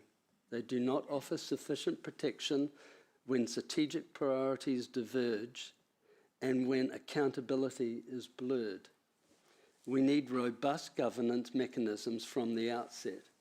We need clear lines of authority, transparent reporting, and agreed dispute resolution processes. And above all, we need to ensure that Hamilton's voice and Hamilton's responsibilities to its ratepayers are not diluted in the process. This can work, but we must build it properly, not just optimistically. Support must be paired with scrutiny. Optimism must be grounded in governance. Let's proceed, but let's do it with care, clarity and confidence. Thank you. Deputy Mayor. I almost forgot to press my buzzer. Just acknowledge all the speakers that have gone before me. Ko au te awa, ko te awa, ko au. This is one of the most important decisions that this council will make, as many members have reflected before me. This is about the future of Hamilton's water and our region. Today we are deciding how we manage our drinking water, wastewater and stormwater systems, the single most significant life-supporting service this council provides to the people in our care. It's not sexy, it's not even exciting, it's just pipes under the ground, albeit worth billions of dollars. But it affects every home, it affects every whānau and every single business in our city. The proposal in front of us is shaped by the public, and it is to establish a new council-controlled water services company with our neighbours Waikato District Council, and its single focus will be looking after our water infrastructure and doing it well, and it has been a long time coming. New Zealand Inc. faces some huge infrastructure challenges, and we have heard that for well over a decade, and the water spaces is actually just one of those challenges that we are going to face. But more importantly, like other councils around the country, the most significant problem with it is how we fund it. I actually reject the idea that we have, as a city council, massively done a poor job in water infrastructure. I don't think we have. I think funding is the issue, and how we fund to support the unprecedented future growth that we are seeing. This is how we do it. The government provided tools that allowed for better financial planning that simply wasn't open or available to councils. It wasn't available to us. We have no choice. And it hasn't been an easy or a comfortable process. The government's expectations around water reform have been shifting, not only the goalpost shifting, but different governments shifting.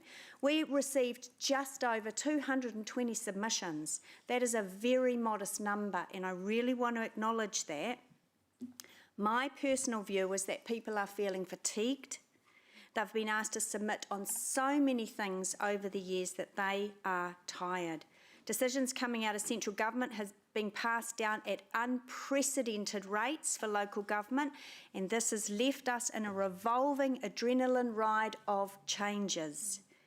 The goalposts have moved many, many times, and our public are wary. So we should not take low submissions as a sign that people don't care, because the real test of this decision will come when their first bill arrives. I want to thank everyone that took the time to submit and do the heavy lifting, particularly our staff. We are incredibly well served. They have lifted us through a high complex, fast-changing, high-pressure process, and I am thankful. Today is about setting Hamilton up for safe, reliable, future water services, not just now, but for generations to come. Thank you. Nigel Rofe, who I forgot, and I apologise, Cash. I knew you were there, and then I got distracted. Please go ahead. That's all right. Today we are making a significant and courageous decision, one that will shape the future of Hamilton and our region for decades to come. Our move to join Waikato District Council as shareholders in this new CCO, it's not just a technical or structural change. I think it's a bold commitment to regional collaboration and long-term thinking. I just want to take a moment to thank our incredible staff, both from Hamilton City Council, but also Waikato District Council. Lance, Peter Windup, Andrew Parsons, and your teams, thank you. It has been a really huge amount of complex information, which you've taken us on a very long journey with, so thank you. The amount of work that's gone into this, across governance, finance, infrastructure, legal, and community engagement has been immense. Your expertise, dedication, and perseverance have brought us to this point, so you should all be incredibly proud. To my fellow elected members, thank you for your hard questions and ultimately the courage to take this step. This decision reflects good leadership. It reflects our shared responsibility to leave Hamilton better off for future generations, and a chance to create opportunities to do better. Stronger together than alone. That's exactly what this is. Local collaboration done well. Hamilton leading with our neighbours, not just reacting to the challenges, but planning ahead with purpose. It's a brave step and it's a smart step, and most of all, I believe it's a step in the right direction. So thank you. Councillor Hart, sorry. Thank you. Back in September last year, I said in debate that was the first step on a long journey that will fundamentally change local government forever. Well, today we are turning a corner on that journey. We cannot continue to underinvest or be apathetic at broken funding systems. Success in the water space is ensuring everyone has access to clean drinking water, that their wastewater goes to where it's supposed to, and our stormwater systems can keep us safe no matter what the volume is coming down on us. This is ultimately about our collective well-being today and Mokapuna's decisions for the future. The cost of people becoming unwell, of sewage getting into our waterways, of flooding and damage, that's the cost we cannot bear. I'm grateful for our friends at Waikato District who are coming on this journey with us and have always been keen to work with us. I heard some chuckles in public forum when Peter was talking about the truth of the matter, which is we are one community, and the more we can work together irrespective of boundaries, the better. I'm grateful we also have Waikato Tainui joining us, ensuring oversight of their tupuna awa that we rely on so much.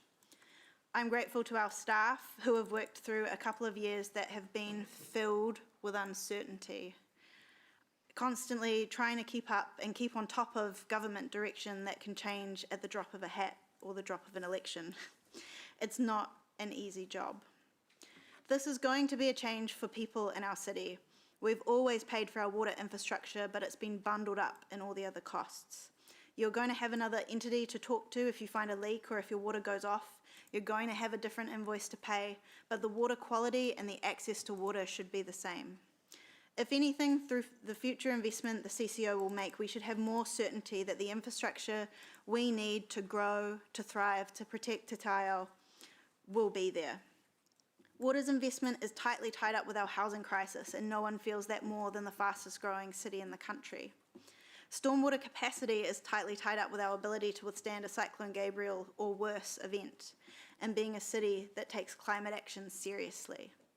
Change is hard, there are always risks with change, and this has and will continue to be a complex process. But ultimately, if we care about our communities, wherever they live across our boundaries, we need to act. And that's what we're doing today.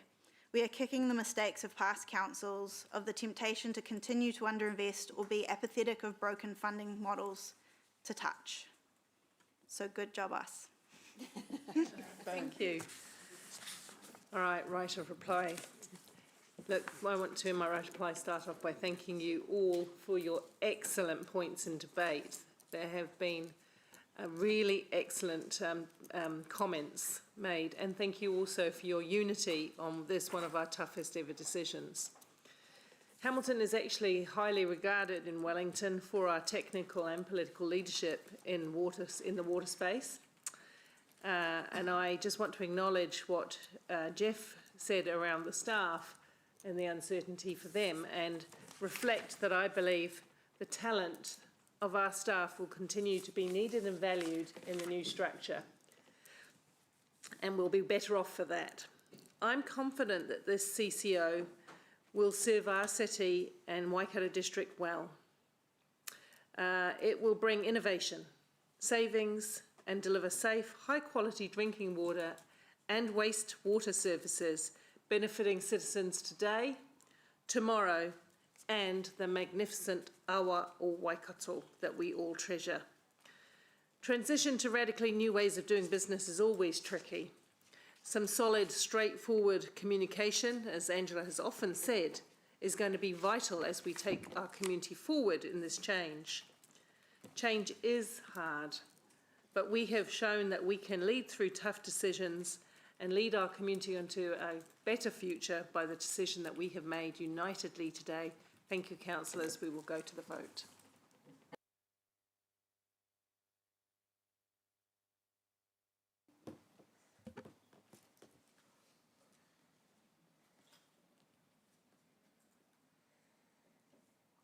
The motion is carried unanimously. Well done.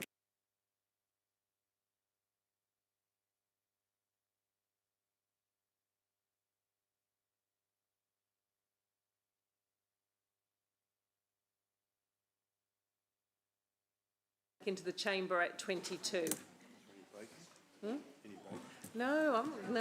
I have had my team run around, and there is now some baked goods in the tea room. Oh, thank you so much. Thank you, Amy. Thank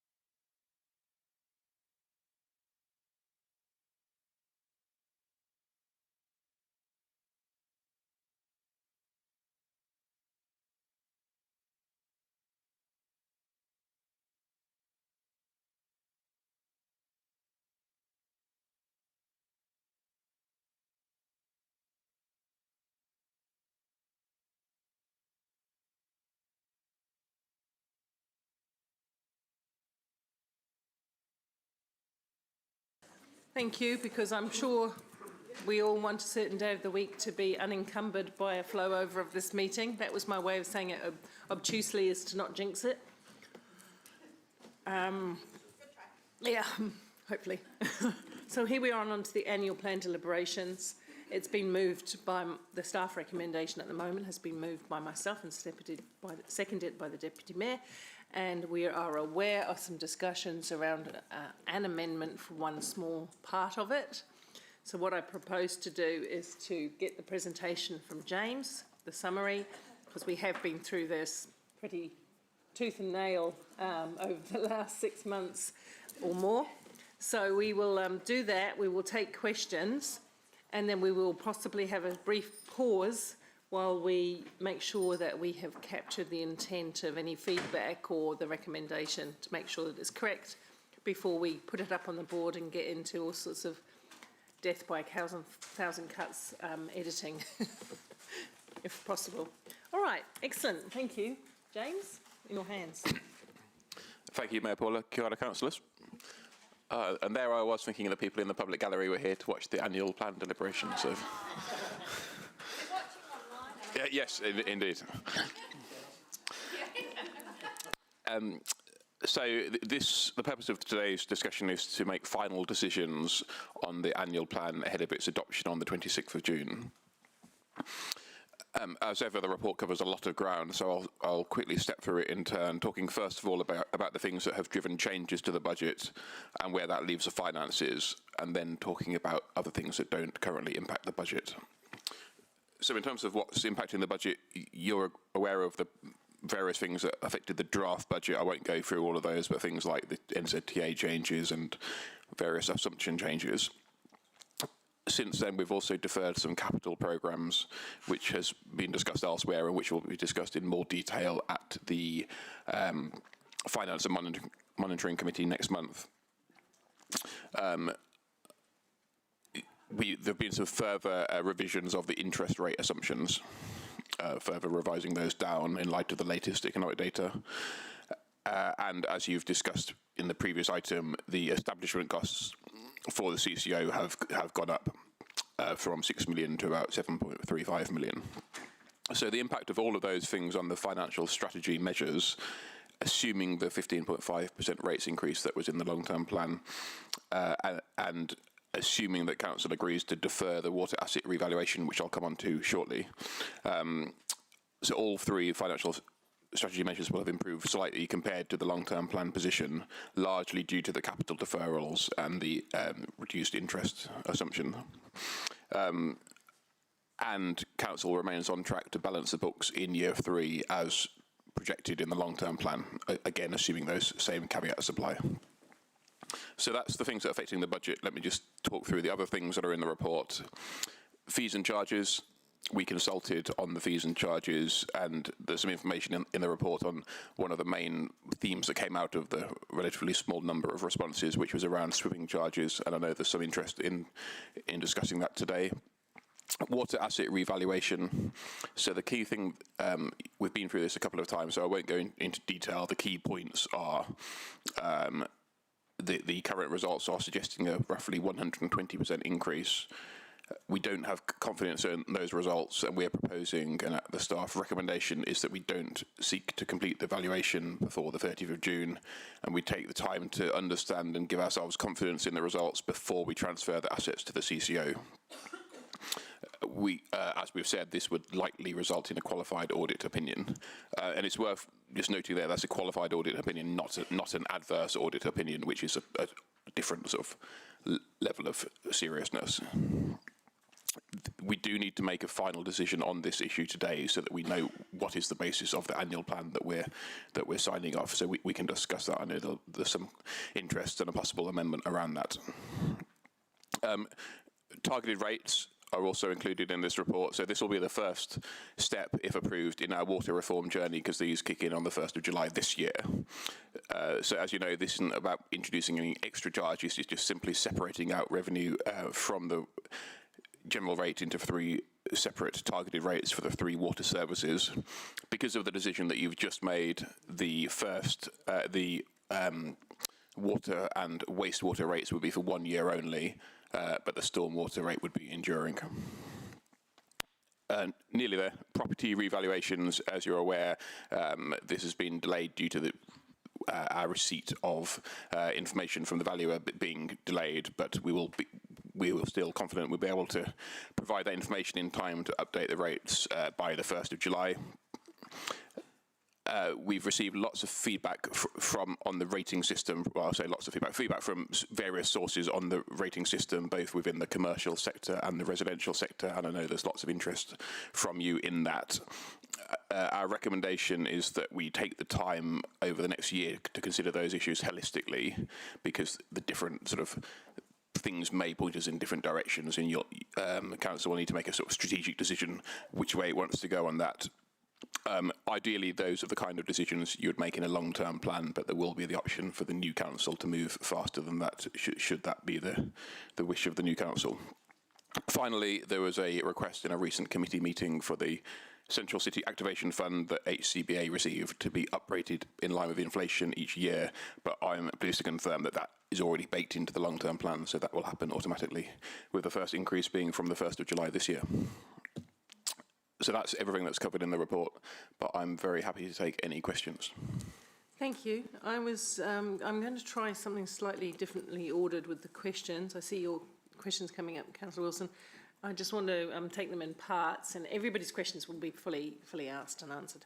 Are there any questions, firstly, about fees and charges? Because if not, we can just set that aside and say there are.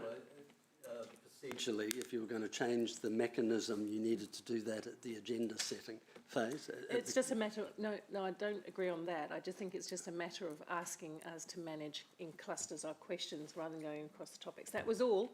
And if that's something not of interest to you and you just might take a random approach to it, we can do that also. Well, but it was just a quick question. Is there are there any questions on fees and charges? Just so. At least I'll get the motion on the table. I'll move the motion, and I think Councillor Taylor will second it. The motion has been moved. Sorry. The staff one has been moved and seconded. All right. So in which case, I guess I'll foreshadow an amendment. Thank you. It's not helpful in having staff having now produced an entire summary across all subjects that you've decided now to limit the questions. It's a suggestion. If it's not suited to you, carry on with your questions in whichever order you like. No, I mean, you're the chair. I mean, I'll accept your ruling. It's just... It's not a ruling, it was a suggestion. Let's go with your questions, please, Councillor Wilson. All right. So, James, my question focuses predominantly on I, but can I first ask, in terms of K, the balancing of the books deficit of 13 million, if we had decided to include the revaluation now, what would the sum of the balancing of the book deficit be? That's included in the graph later in the report, which I'm just flicking to.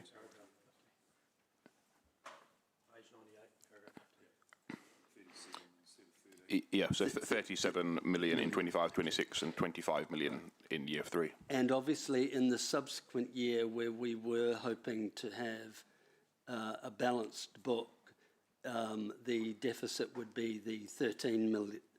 Is that correct? No. Negative 25. Instead of the one positive or balanced. Right. Yep. 25 million. Yeah, this is all on page 98 of Diligent for people trying to follow. Yeah.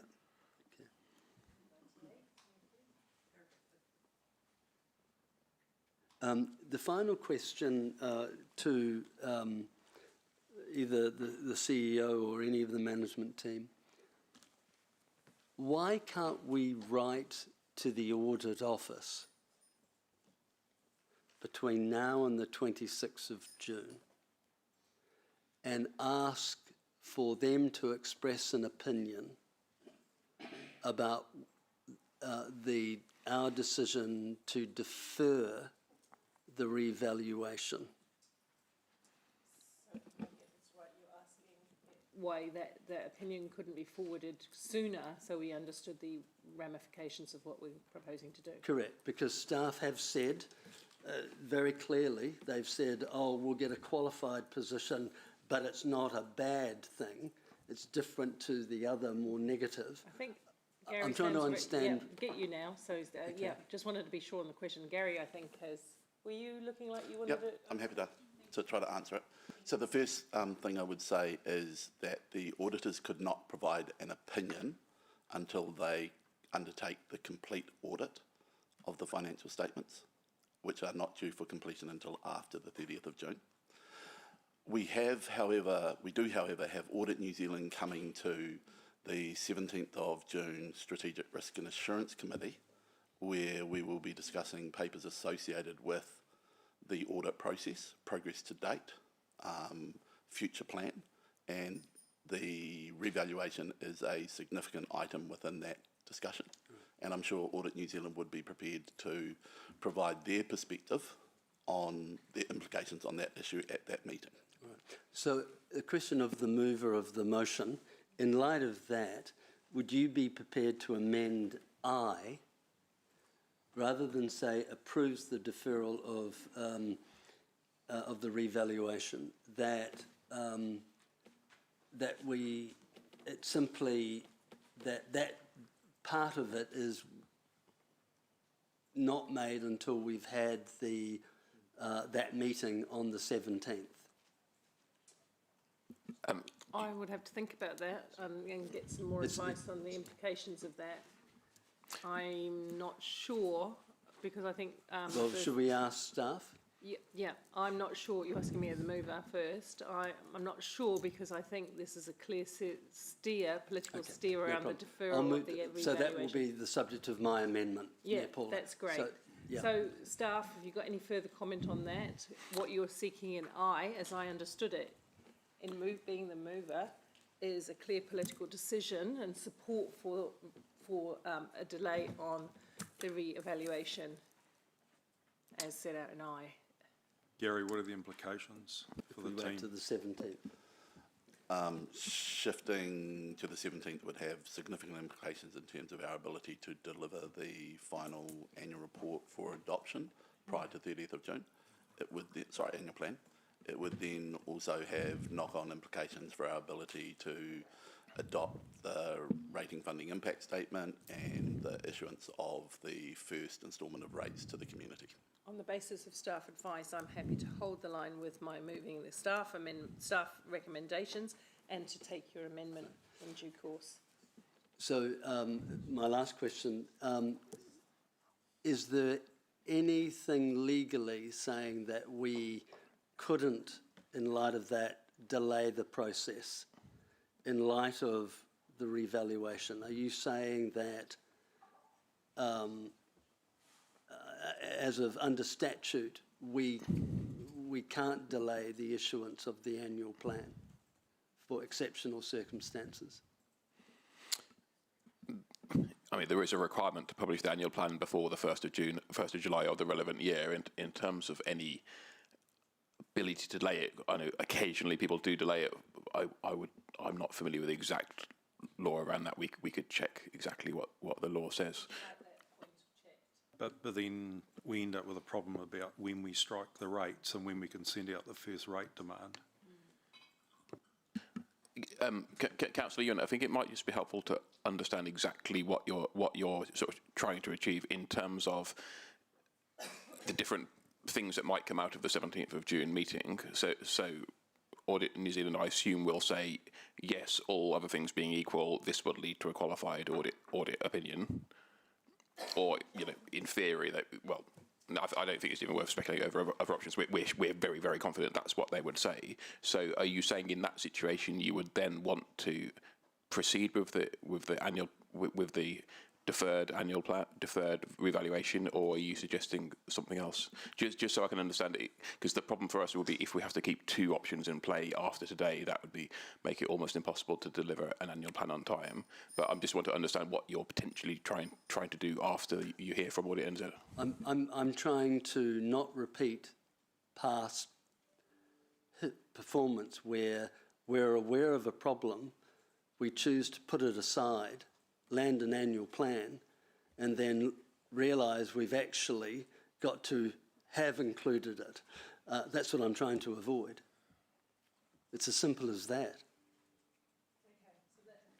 Let's explore that through the debate and deliberation, because I don't think we can advance it any further. Blair, you're looking like you want to add something, so please feel free. Or Gary? Given the nature of the work that is required to provide confidence in the valuation number, I cannot recommend the inclusion of it within either the annual report as it's currently presented until we do that validation, and therefore in the annual plan. Therefore, I think that the implication is almost unavoidable, Councillor Wilson, without the benefit of hindsight, which we do not currently have and we need the time to establish. All I was going to add, Mayor Paula, to what Gary and James have said is that we have been in discussions with our Audit Director.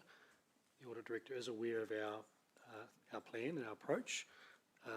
The Audit Director is going to be coming to the 17th of June meeting, Shrek, prepared to respond to Councillor Wilson, provide the advice or the information as to the likely nature of any qualification, noting that, as Gary said, they have yet to do the detailed work, and that'll be done as part of the annual report process. Mayor Paula, why couldn't our auditor be present here today then? If you're saying, Blair, that he or she is likely to form an opinion, why couldn't they be here today?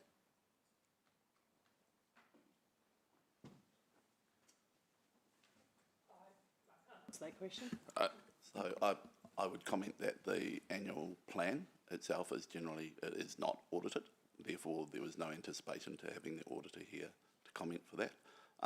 The issue to do with the revaluations, as we have said, is a known issue and was identified to be addressed through the Strategic Risk and Assurance Committee in terms of the risks and implications on that, and that is why we had arranged for the auditor to be present, and they would have been anyway at that meeting.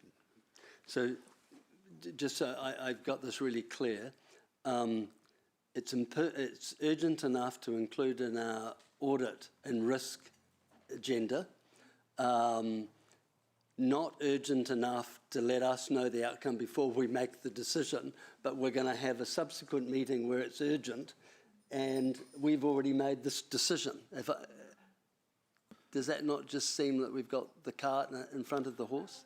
Gary explained it when he answered the question the first time around timing quite well, to my satisfaction anyway. To clarify, Councillor Wilson, we are not including the discussion on it within the Strategic Risk and Assurance as a matter of urgency. Is it an important matter that we address? Absolutely, I do not want to understate it, but the inclusion of it in the Strategic Risk and Assurance is under normal practice. Issues around completion of the annual report would have occurred at that meeting anyway. This is one of those. The auditor would have been in attendance to discuss both the progress on the current interim report and anything to do with the future completion of the annual report. So it is not a case that we have chosen to take it to Strategic Risk and Assurance under urgency and not under urgency here. It is just that it would have been normal practice in Strategic Risk and Assurance to address it there. And we also think that we've got enough experience and knowledge of how audit works so that we can give you that advice today. And just to add on that point specifically, Dunedin City Council did exactly the same thing that we're recommending doing, and they received a qualified audit opinion. So that's one of the reasons why we have a very high degree of confidence in our sort of prediction of what would happen if we do decide to defer the revaluation. Thank you. I think all the questions have been answered, and you'll have a chance in the debate. Councillor Taylor. Yeah, thanks, Mayor Southgate. I'm just trying to, and I may have missed this from the briefing where we discussed it. Who did our water asset revaluation this time, our draft one? So the draft revaluation has currently been done by Becca. Right. And it's supported by information provided by our staff. The final valuation would be reviewed by a peer reviewer. We are currently working through this process to identify what the scope of that peer review should be, because given the outcomes, we think it may need to change.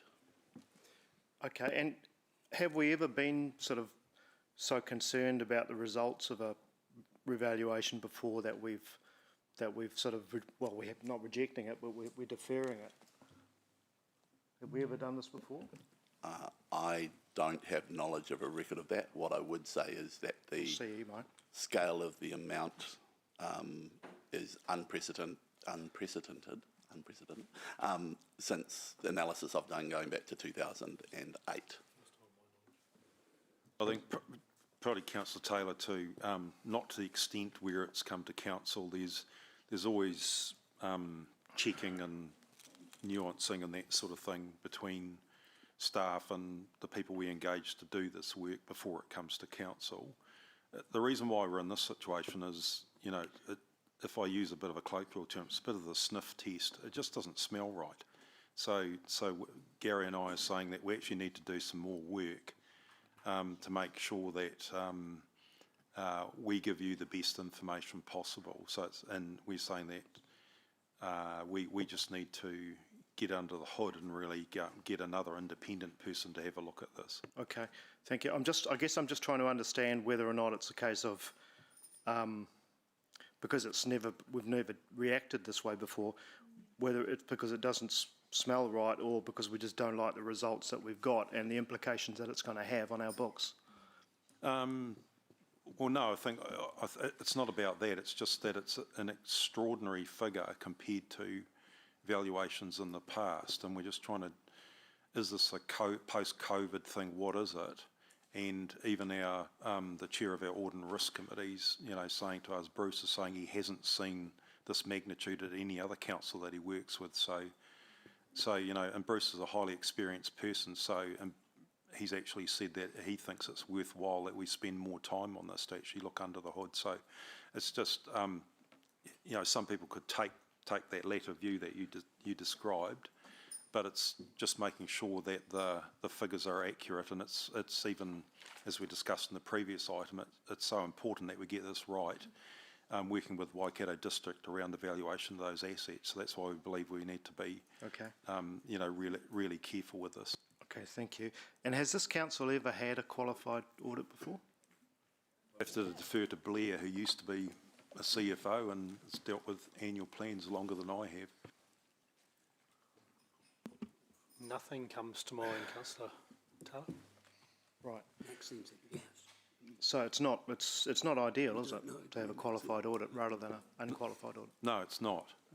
But you know, there's other councils faced with similar situations, and you know, we've got a neighbouring council that's, you know, for various reasons had an adverse audit, which is, and you know, some are going to get emphasis of matters and things like that. So I think you're finding the whole financial situation councils are in revaluations. Some of the what Gary is saying, the focus from audit around these things is providing a lot more scrutiny as we work through Three Waters. So we probably won't be alone. And yeah, doesn't make it right, but No. I'm just giving you some context. As I recall, and correct me if I'm wrong, because I signed the audit once it's all complete, of course, we did have a situation in those last throes of negotiation with audit once where it was potential for a qualified audit, and we did a deep dive, and we were able to satisfy them, right? That has happened. And that sort of falls in that matters of emphasis space, which is not a qualification. So we've had some of those, Mayor Paula, and that's part of the process, but that's quite separate from qualification. And sorry, a last one. So does getting a qualified audit, which would be our first ever by the sounds, does that hold reputational risk for this council? Reputational, yes, but I'm recalling what Gary said at the briefing a few weeks ago. We don't expect it to affect our credit rating. Is that correct, Gary? Yeah, absolutely. And I would say within the scale of our organisational risk consequences likelihood structure, although it would have a reputational impact, I don't think it meets the standard of shifting any of our current risks that we're reporting at a strategic level. Thank you. Yeah, and I do recall this being discussed at the Metro Central Alliance, and where the other metros, Dunedin, Palmerston North and a few other places were having exactly the same issue with fast growth asset revaluation.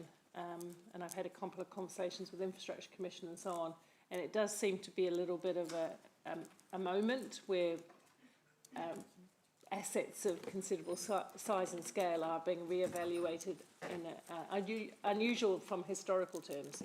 And if I might just, Mayor Paula, I think the other part to this topic is the link to re-looking at our financial strategy and how we think about what does a financially sustainable council look like into the long term, and potentially enhancing or expanding, or just looking at some of those measures, and that's been flagged as part of that resolution, that we think that the current financial strategies that particularly high growth councils have probably reached the end of their applicability, and we may need to think about other supplementary measures to give us a better sense of what does financial sustainability look like in that high growth, big assets, long term, 100-year sort of lens approach. So that's part of our thinking as staff as well. Yeah, okay, thank you. Councillor Thompson. Thank you, Mayor Paula. When we put together the annual plan document, will there be a full explanation of the situation with the revaluations and that kind of graph which shows what it might look like with these current, with our current valuation? We would, I believe, we would explain the situation. I don't believe we would show that additional graph, because that by that point that wouldn't be relevant, because it doesn't reflect the valuation as it stands at that point. But we would certainly explain the issue. Yeah. Okay. In terms of depreciation, we've had at least a couple of budgets that I've been involved in where late down the track valuations are done and they put significant pressure then on the budget. So my understanding is essentially we're paying for our assets twice over their lifetime through our depreciation, and its growth is meaning we've got more and more assets that we're paying. So is that part of that consideration when you're looking at how we fairly share the burden of the cost of growth in those assets? Councillor Thompson, absolutely. Depreciation's a reasonable proxy to reflect the use of the assets by the community today. But especially when you are having to both fund assets that you've brought on that have got debt attached to them or that have been vested to council, and you use depreciation as well for the renewal component, I think it reflects a poor proxy for establishing how to fund the renewal of assets, especially when those assets are scheduled to be renewed in 50 to 100 years.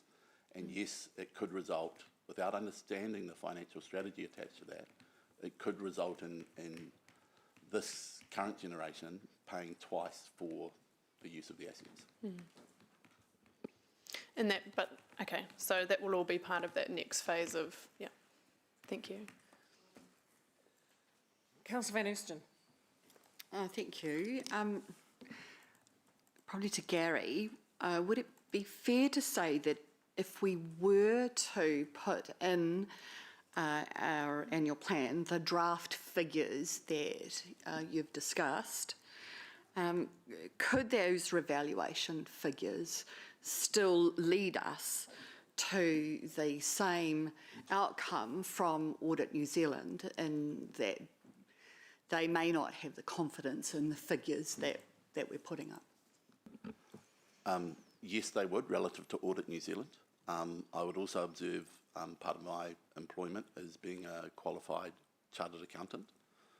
Under that and under my standards of ethics, I would not be able to recommend putting them in, nor would I be allowed, or would I, say to not put them in if I believed they were correct. If I believed they were correct, I would be making a professional recommendation to include them. The deferral is not because I believe they shouldn't be put in. the deferral is because I cannot confirm that they are currently correct. Thank you. And that both of those outcomes could lead to a qualified audit. Absolutely, either way. Thank you. I have another question on quite a separate matter, Mayor Paula. Did you want me to hold that for discussion further? No, go ahead. James, paragraph 6 on page, I don't know, whatever it is, talks about the 15.5% rates increase and that the outcomes below it in 1, 2 and 3 are dependent upon that. During our long-term plan, we had a bit more context about what that meant in terms of comparison with other councils, other metros. We don't seem to have that visibility here in terms of a total dollar rate, being able to see that alongside others. And, you know, I've seen where there are, sorry for the long question, Mayor Paula, I've seen reported that there are much lower rate increases proposed in different parts of the country and in our region. Might we be able to see how our average dollar figure stacks up in comparison to those?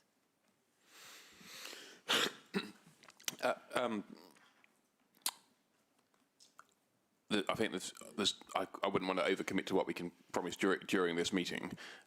I mean, obviously, all different councils some are starting from lower bases and are playing catch up. Others are starting from higher bases and have lower increases. And topically, actually, that you may be aware that from the 30th of June this year, the government are going to be publishing data on councils' rates, specifically the rates increases, to see how they compare across the sector. It's also worth bearing in mind in this context that some councils are in the process of doing a long-term plan, so we haven't been able to see up until now what their sort of projections are for the next 10 years because they did enhanced annual plans. Sorry, I appreciate this is a long way of not quite answering your question. I don't know if Blair or Gary have anything to add to that. Possibly just what we can draw back to is what we had in the LTP, which showed that Hamilton was at the lower end of comparisons to all the other comparator councils in terms of our average residential rate. And we've stayed the course, and the proposal here is consistent with the year 2 of our LTP. I don't believe that would certainly put us significantly further up the ranking if you want to compare those to other councils. But so we were in that bottom quartile 12 months ago, so we will be probably somewhere maybe towards the middle, but that would be a bit of a guesstimate. Thank you. I'm satisfied with that. If I may, I have a couple of questions on the asset valuation. I was looking at it the other night, and I've just pulled it up again. The Office of the Auditor General in Parliament's site, and a new appendix that was in 2019 but updated around the valuation challenges that councils face. And I just have a question about that. When we are looking at the asset values, is it fair to say that it's quite a complex assessment of asset condition, fit for purpose, and it must include, well, they talk about including the economic life, including technical obsolescence and things like that. So technology moves on, which makes the evaluation of our assets even more complex, isn't it? So that's the sort of thing that we're challenging, looking at what are our assets fit for purpose. And I guess Officer of Auditor General might not know the condition of our assets. It behoves us to have a look at it and to be accurate about that, right? Correct. So we will be looking at those aspects like not just the age of the assets and, you know, depreciating it over time and all of those things that you do. We'll be looking at is it remaining fit for purpose? If it was remaining fit for purpose, for how long would we expect it to be fit for purpose? Has technology taken over? Will we need to replace sooner? Are there any legal limitations to the use of the asset over time? And does it meet the service levels that we need to bring forward? Those are the kinds of considerations, I guess, in the delay that you're hoping to look into. Is that correct? Yeah, so you won't be replacing a 1920s pipe with a 1920s pipe to all of the criteria that you talked Yeah. about.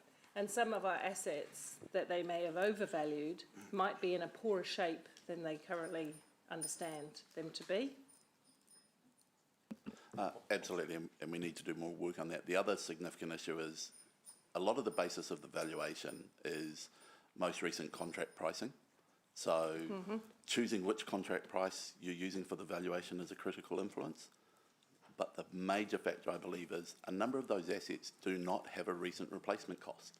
So the methodology and assumptions to choose how you choose to value those assets where you don't have a recent contract price can have a significant influence on the scale of the revaluation. That's probably the area that I'm most interested in exploring. That's helpful, thank you, that's really helpful. And because we're a city living on quite a few ageing, as well as the new assets that we've invested in recent times, we're sitting on quite a bunch of ageing assets, right, that we have to consider. Like all cities. Yeah, and those are likely to have a lower value in their current state, but their replacement is likely to be at a higher cost, right? So that's the reason that you're asking for a delay to challenge some of the assumptions. Have I got that right? Absolutely. Okay. To make sure we can put the correct financial position into our reports and into our future plans with a sufficient degree of certainty. And we don't have, I believe, that sufficient degree of certainty to do so at present. Thank you. And we're not alone in that, as I understand, because even their website here makes commentary about councils not necessarily being equipped to do that. Okay, thank you, Councillor Cash. Thank you. Thank you. Thank you. Just, Gary, how long realistically do you think it will take to be certain? The challenge is not just isolating this one event and the work to be done in it. It's the prioritisation of this versus other activity that we do need to undertake. So part of the plan through strategic risk and then finance and monitoring would be to develop a timeline. I'd be worried about committing to it. In an ideal world, we would do it before we adopted the annual report financial statements for June 2025, which is due in late October. But I'm not yet confident that we could reach that date. I'm probably more confident that we would be able to get it done by December 2025, which would be a critical date for us to align it with the transfer of assets to the Water CCO. I see. Okay.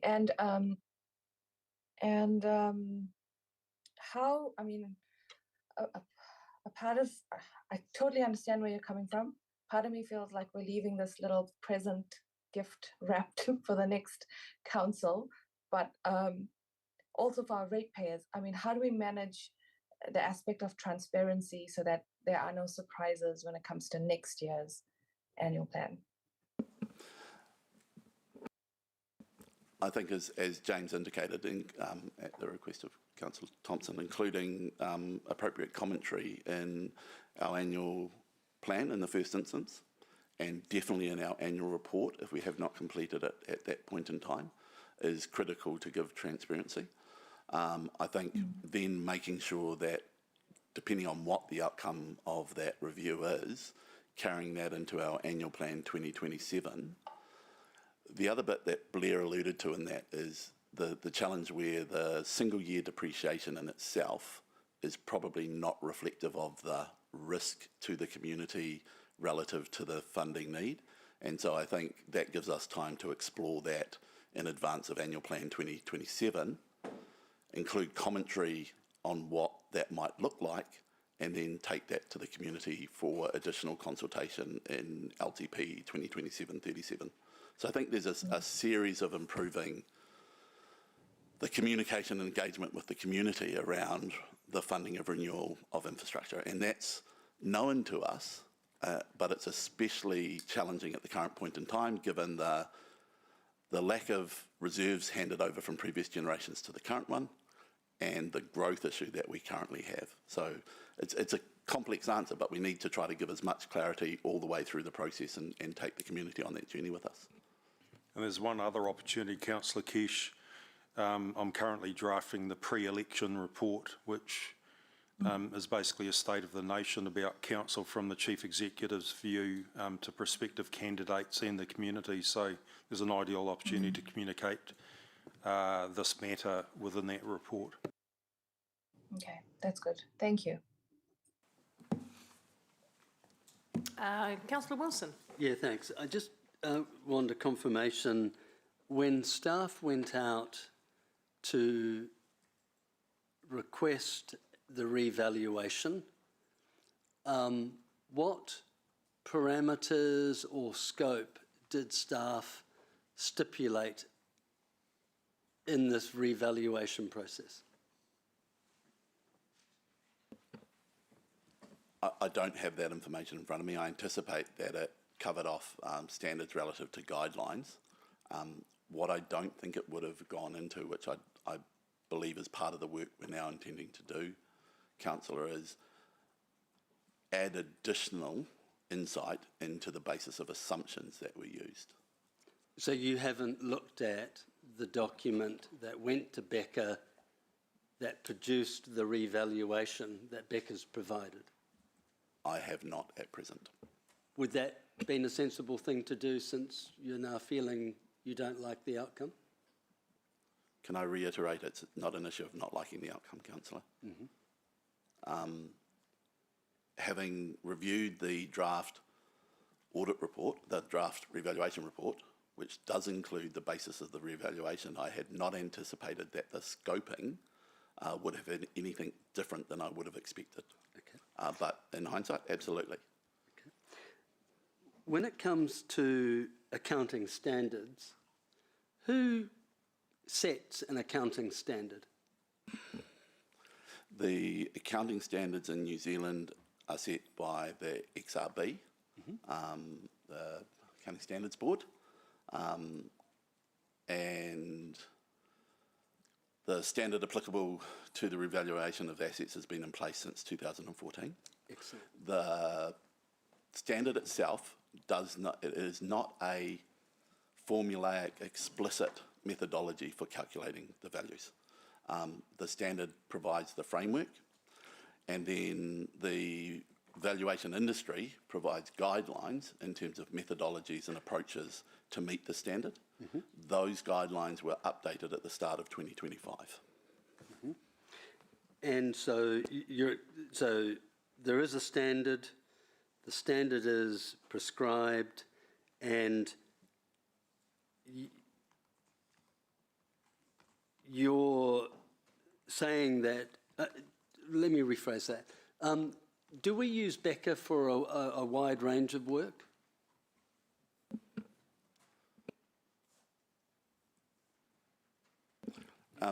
We do. We also, relative to a number of organisations, we work to establish, and they provide some level of certainty, although we haven't gone into detailed investigation of this, that there is segregation of duties between those roles.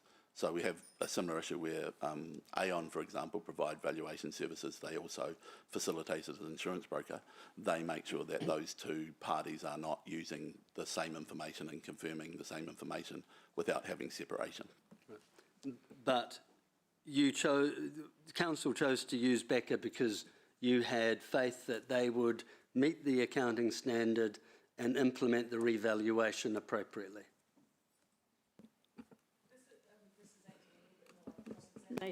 Can you flesh out your point, please?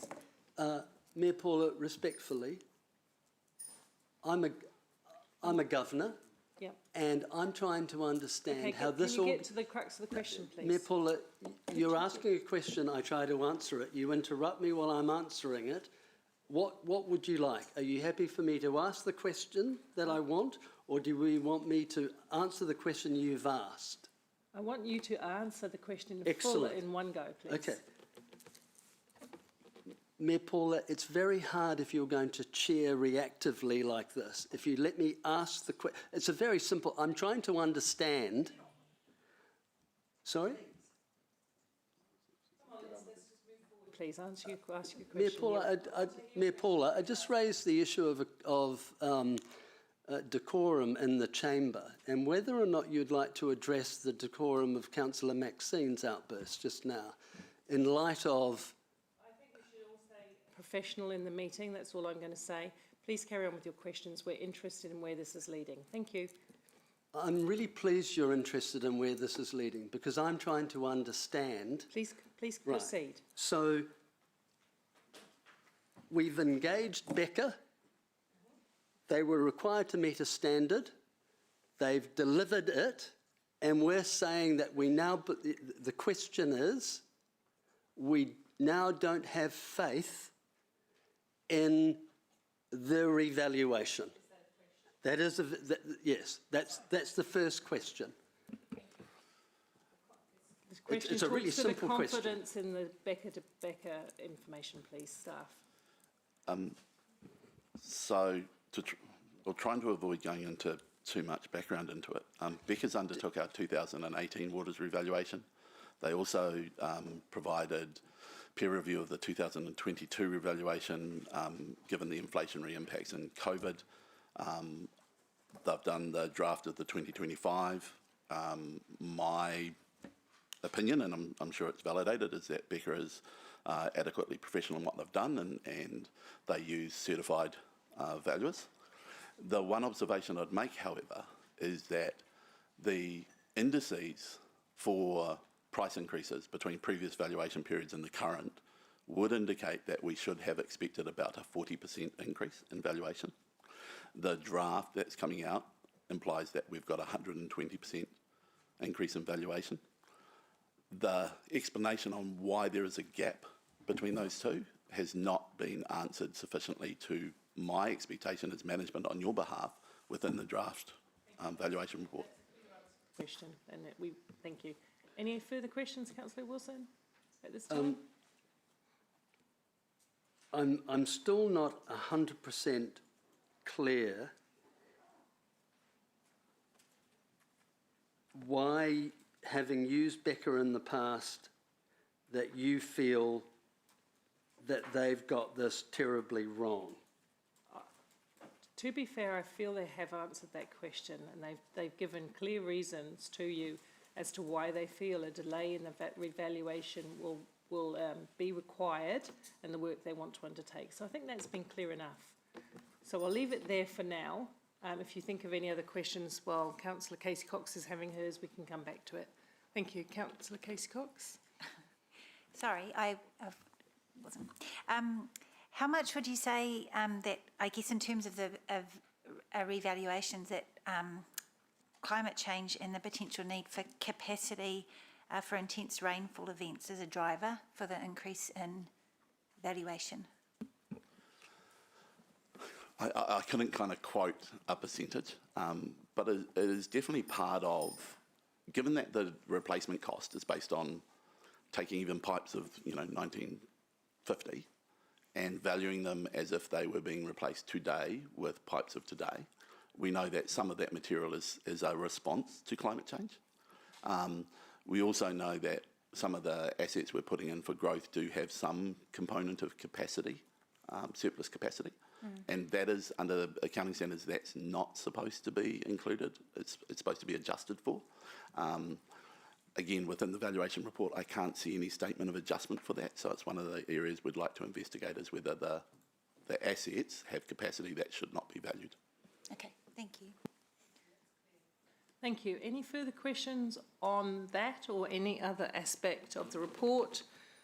We've got James outlined fees and charges, of course, but we've got the water asset re-evaluation, and we've got a amount of deferred capital. Is there any other questions on any of that? Or we will get towards the debate, in which case I probably need a moment to, have you got to write the amendments up? No further questions. Everyone's content that they have the information they need? Thank you. So we will just take a 5-minute break, because I understand there's No, but I understand there's an amendment. No, Amy needs it. Amy needs it to... You got it? No amendments? Are you going to do these one by one? No, we're taking them as a suite, but if there was a small part that I would take it by exception. You're cool? Ewan, you're fine? As I've said, Paula, I'll repeat myself, I don't intend to move an amendment. Thank you, that's clear. It's always good to be clear, thank you. All right, let's go into the debate. I'm not going to debate in much depth because I feel like that we have been talking about this, the annual plan and the elements of the waters, etc. for months in our workshops and gone over every stone. I will say, in terms of the water re-evaluation, no one likes to have a qualified audit, but what that means is that they are watching us while we are looking into the detail. That's all it means in this instance.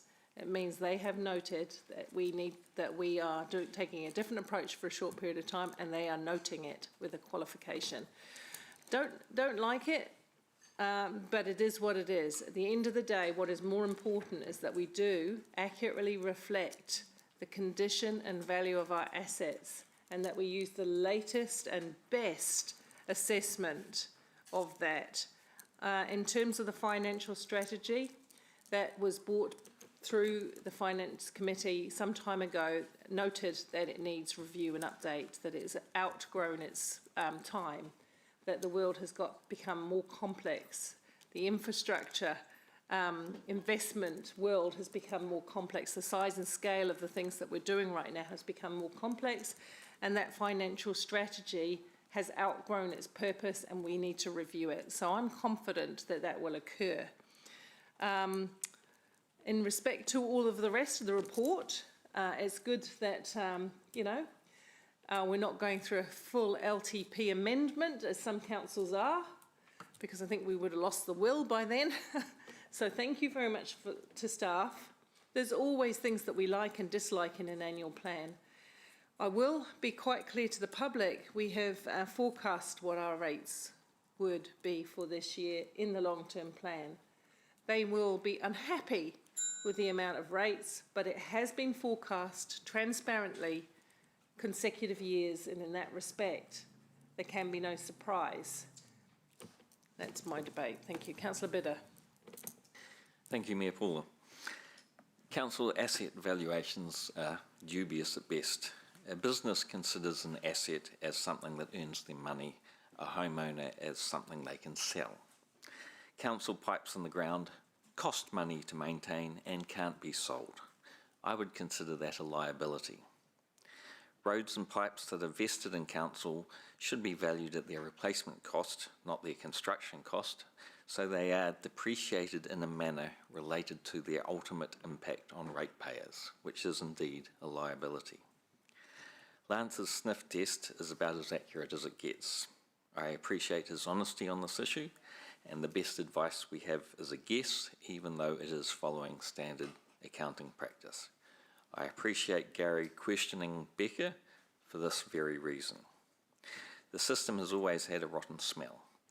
The fact it has been accepted in the past doesn't mean it always should. It is not how I would run a business, and council is in the business of providing services to the public in a financially prudent manner. I realise this is creating a problem for staff, but I don't have confidence in the annual plan at this stage and would like time for a better guess. Councillor Van Oosten. Thanks very much, Mayor Paula. Moving to the next steps of adopting this annual plan represents some significant change for Hamilton City Council. Among the most substantial shifts is the proposed change of our water services delivery through the formation of our joint water CCO. And you heard me earlier today comment that this marks the most significant financial transaction in Council's history, and it will bring targeted rates for water, wastewater and stormwater. A really necessary and transparent step to fund critical infrastructure sustainably. We are also proposing to defer the water asset revaluation, and while this will result in a qualified audit opinion, the decision is pragmatic given the complexity and the timing of the revaluation. We're being upfront about that trade-off and have a planned commentary to help our community to understand our position. This plan also sets the scene for a full review of our rating system in later years, especially how balancing contributions across residential, commercial and industrial ratepayers. It's timely to consider whether our current approach still reflects the city's needs and the growth trajectory. There are positives to acknowledge also. The debt to revenue ratio, previously forecast to get dangerously close to our policy threshold, now sits at 239%, a better position than anticipated. The projected deficit for balancing the books has improved from 22 to 13 million, and net debt is projected at 1.1 million. Importantly, I also support the 15.5% general rates increase to achieve these positive financial outcomes. While it's tempting to compare the headline percentages across councils, we must look at the actual dollar value, and I'm satisfied that we still stack up well as a value proposition there. So I'll be supporting the motion. Thank you, Mayor Paula. Councillor Wilson. Yeah, it will come as no surprise that I will not be supporting the annual plan. And I reject Maxine, or Councillor Maxine's comments that we're being upfront. In fact, in my view, we are not. We are, if we were being upfront, we would include the revaluation and specify our concerns about it, but tell our ratepayers that in fact the ramifications are quite significant, and that our projections of balancing the books in year 3 could in theory not be achieved, and our balancing of the book deficit in this current in the year as of 1st of July will be worse than we had projected as a result of this revaluation. And then in fact, if in fact the revaluation is proved to be inherently flawed as being suggested, then that would put us in a much better financial position. What we are doing by moving this annual plan is, having received information that we failed to be specific about when we asked for the information to be delivered, we now believe that we don't like the information, that something's wrong in the information, despite it coming from Becca, who's widely admired and respected, despite Becca following the accounting standards. We have now decided that it's not okay. I do raise the question, if it had been what we had projected, would have we just been happy with it? But the fact that it is significantly higher, we're not happy. And so in all good consciousness, I can't accept an annual plan with this hanging over our head, because for the next council, the next mayor is likely to get this horrible outcome and will be left having to try to explain the poor decisions of this council and the ones before us.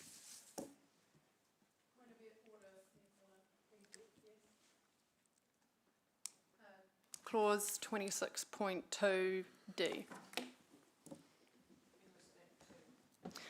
Comments made actually repeatedly that the recommendation to defer the audit was because staff did not like the decision. Thank you. I uphold that. Staff have consistently, in their answer to questions to Councillor Wilson, have made it quite clear that they are not delaying the re-evaluation of assets on the basis that they didn't like what they saw. So I uphold your point of order. Thank you.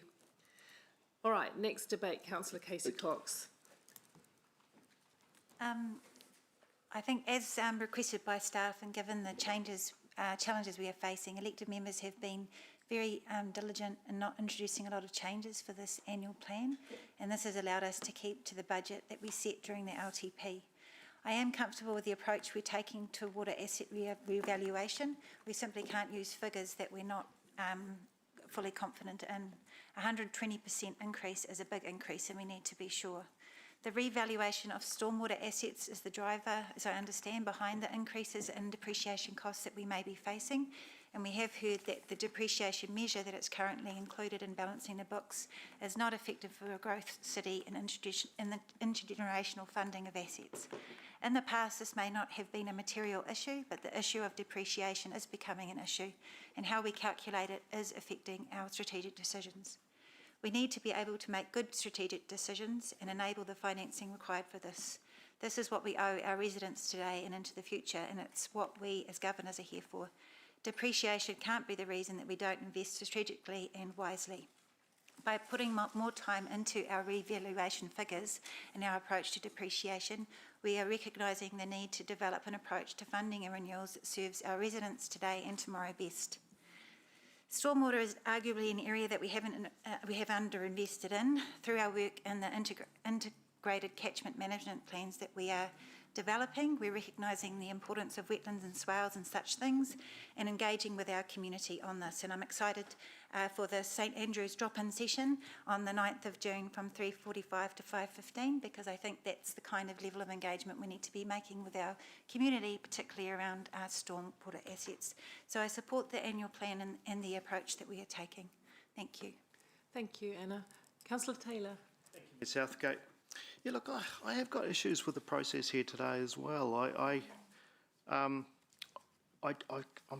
finding it very hard to support us deferring this revaluation of our water assets, which in effect would be for another council to deal with. I just feel we have a responsibility to try to deal with it somehow and confront it in this annual plan, and I just don't feel we're taking it. You know, if we've got bad news from this revaluation, which looks like we have, because it means the worst case scenario, we wouldn't be able to balance the books as soon as we hoped, then we're just not flagging it enough from my view. We know it's not the ideal thing to defer it because it'll lead to a qualified audit from Audit New Zealand. And yet it concerns me that we will so willingly submit to a qualified audit when we've never had one in our history. And I also have a problem with the natural justice of it. We've identified an issue, but we're not going to declare it. Well, we may find means of declaring it, but I don't think we're going to find a way to declare it to my satisfaction in the annual plan.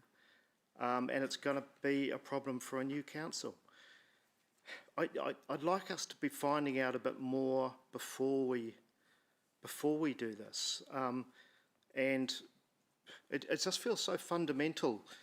I can't understand why it's hit us now and why it's not been brought there. I know there's been discussions in recent weeks and that, but it just feels like there could have been more earlier.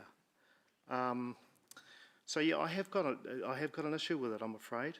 And I'm also a little concerned about, no, I won't go into that, but it just doesn't feel right to me not to acknowledge this and not to make a better effort to acknowledge this in the annual plan. Jeff. Councillor Pike, please. Thank you, Mayor Paula. Look, the majority of this report has been, and the annual plan has been workshopped and taken through many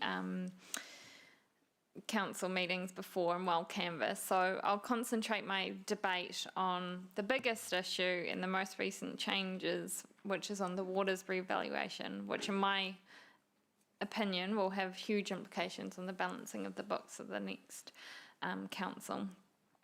While I can see the predicament we're in and appreciate that staff do not feel comfortable in making an uneducated assessment, thus recommending this delay, what I feel extremely uncomfortable about is that we've had this standard in place since 2014, and then they've updated it in 2025. But this is not unique to our council. It's applied through all councils in New Zealand who are also going through the exact same water process. But it concerns me that we've not been able to get enough information to address this issue and the implications for future ratepayers in time to make better decisions, more informed decisions. I agree that staff are right to raise the concerns and tell us when they're uncertain, and I do thank them for this. However, with the potential 120% increase in valuations, we can arguably foresee that the next council will be facing huge pressures and further pressures on the balancings of the books. The issue now is that elected members do not have the time and the ability to get that audited opinion to fit in timeframes.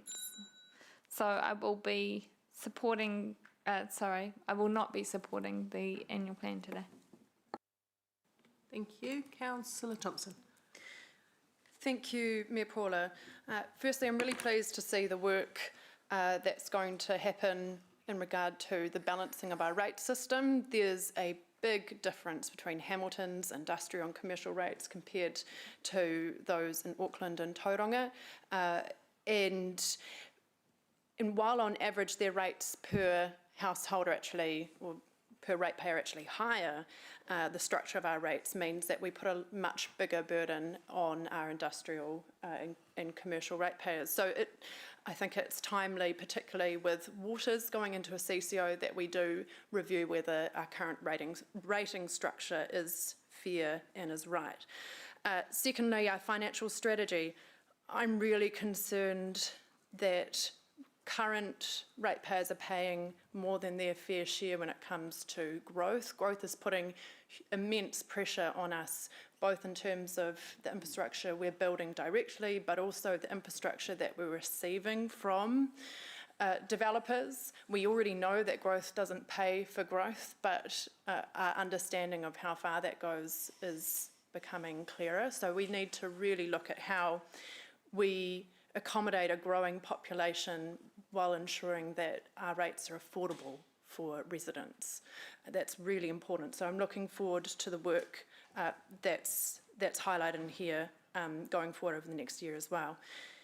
Finally, in terms of the valuation, look, the reality is, are we going to increase the rates because of that today? We're not. We're not going to change the actual real situation for the next council following us, whether or not this annual plan has it included in balancing the books measures or just noted as an issue within the annual plan document.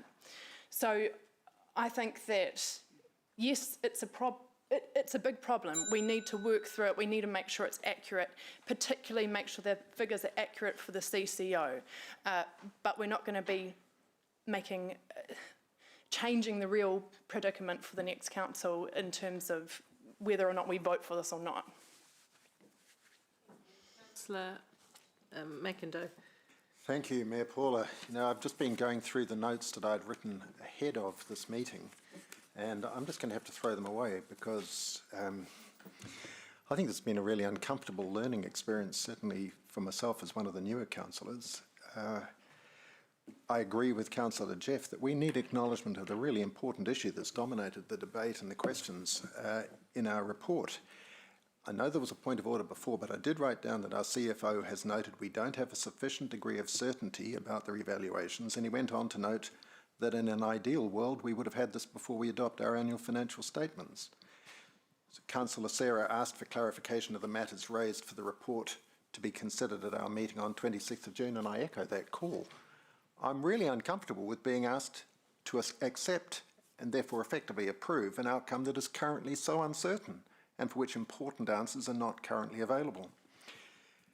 Do we have confidence in Becker's revaluation? Well, as others have noted, they're a highly reputable company of very professional experts, but their explanation of the concerns raised do not currently satisfy our CFO, so how can we as governors ignore that? Isn't that a really important question that we all have to ask ourselves? I came along expecting to support the staff recommendation in the report today, and I am supportive of most aspects of it.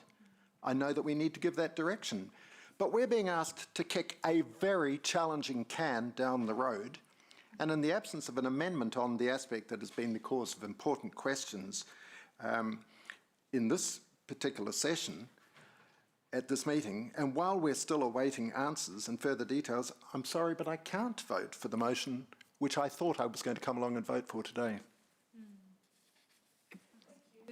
Any further debate, councillors? Oh, Deputy Mayor, with much enthusiasm. Yeah, no. Look, I'm going to support, I really have been listening to everyone's debate and acknowledge the problem that's in front of us. But staff have really clearly noted a couple of things. It's unusual, I think, for a CFO or in the past a general manager of finance to say, we've had a look at this and we don't think that this is right, rather than just charging ahead. And I understand all the reasons why we are uncomfortable today, but I also look at the process, and we still have some time before we actually adopt. This recommendation is for the purposes of preparing the annual plan, so we still have some time. We can call an extraordinary meeting if something changes in the short term. The decision to delay revaluation until we have better information and methods in place is actually exactly what the Office of the Auditor General is advising us to do. So I think Councillor Thompson hit it on the head. This is a problem and we acknowledge it, but we can't solve it here today. But I'm confident that if something changes in the next 30-odd, 29 days, that the organisation and the staff will come back to us and we will be able to respond. This is approving for the purposes of preparing the annual plan for adoption, and we still have a month to do that. Deputy Mayor, any further debate, or I will go into right of reply? Hi, Kesh. Your hand is hiding in the grass. Your hand is hiding in the green. Sorry, Mayor Paul, I'm just checking. Is it possible to take the motion in parts, or are you intending to take the whole thing? Nobody has asked me to take it in parts. I would be prepared for the purposes of expediency to take I in part, but if Angela is of the same mind, of course. So I'm happy to take the whole. Does anybody really feel like that? Because I feel that there's people who are going to vote for or against in any case. Does anybody would like that? No. We're going to do it as a whole. Sorry, Kesh. We're going to continue that way. Thank you. Okay, right of reply. This situation we're facing could not have been foreseen until we saw that report, Becca's report. And as soon as staff saw it, they alerted to us about their concerns. We are in fact declaring it. This is a public report and this is a public meeting. I support an explanation in our annual plan and some comms, but not the inclusion of figures in which we do not have a high degree of confidence. I believe either way there would be some significant uncertainty if we put figures that we can't rely on in the annual plan. Angela's absolutely right. There is process to go through. And Lance, the Chief Executive, is also doing a pre-election report, and this will be a matter of significant interest in that. Overall, do I love this annual plan? No, I don't. Do I wish, it's my last year as Mayor. Do I wish I could reduce rates? Yes. Do I wish I could write off all our debt with a magic wand? Yes, I do. Do I wish I could do higher levels of service, the sort of things that the public frequently call for, like tidier city, more parks, more gardens, a lot of things that the community want? Would I like to do that? Yes, I would, but I can't. We have to be realistic and reasonable. We have forecast this in our long-term plan. We have told people what we're going to do in this year of our planning. This annual plan sticks quite closely to what we have agreed to do, and we must do it. There is no other course of action. But what we do put in the annual plan, we should have reasonable confidence in. I just want to thank the staff. I have found it extremely refreshing today, and I do want to note you, Gary, in particular. I have found it extremely refreshing, your honesty, straightforwardness, and telling us things that generally are a little bitter to swallow, but doing it the way you have done is exactly what we expect staff to do, so thank you very much for that. We'll go to the vote.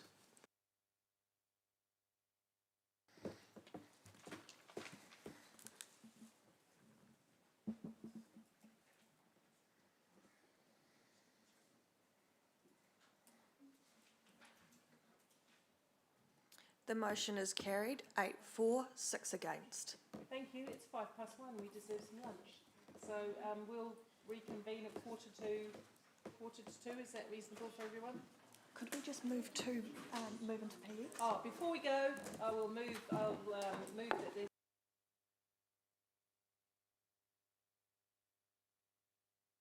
Understand why the regional theatre application is commercially sensitive. It's a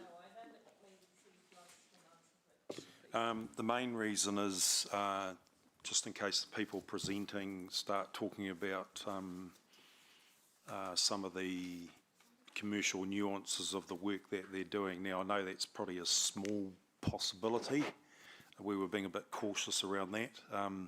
My advice would be if we move out of when we finish the item, is then actually make the item publicly available, and also the resolutions that councils come to. So a bit of a line call on that one, just around that. and the presenters who are coming in to speak with us are aware it's public. Quite comfortable with that. Yeah. Correct. I certainly have respect for you, Lance. That seems logical on the basis that once we make the decision today, it will be public. Absolutely, and I think we probably just need to add another resolution at the end that that this be released in public immediately or something like that. Absolutely. Okay. Well, on that basis, To public excluded, I think Maxine seconded. I thought I heard it. All in favour? Opposed? Carried. When we come back, now we'll come back at 10 to 2. We will be, for those last 2 items, in public excluded.